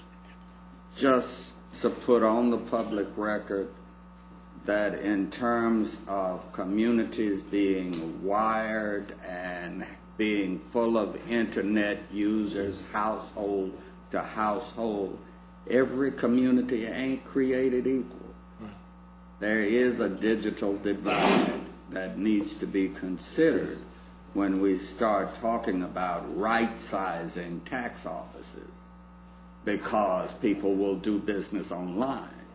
Everybody's not going to do business online, are they, JD? No, I'm not. There you go. There are pockets in our offices that we see that, where we know we have to have space historically in certain areas of the county, and that's one of the reasons. Thank you, Your Honor. Anything else? I think we've stirred up enough here.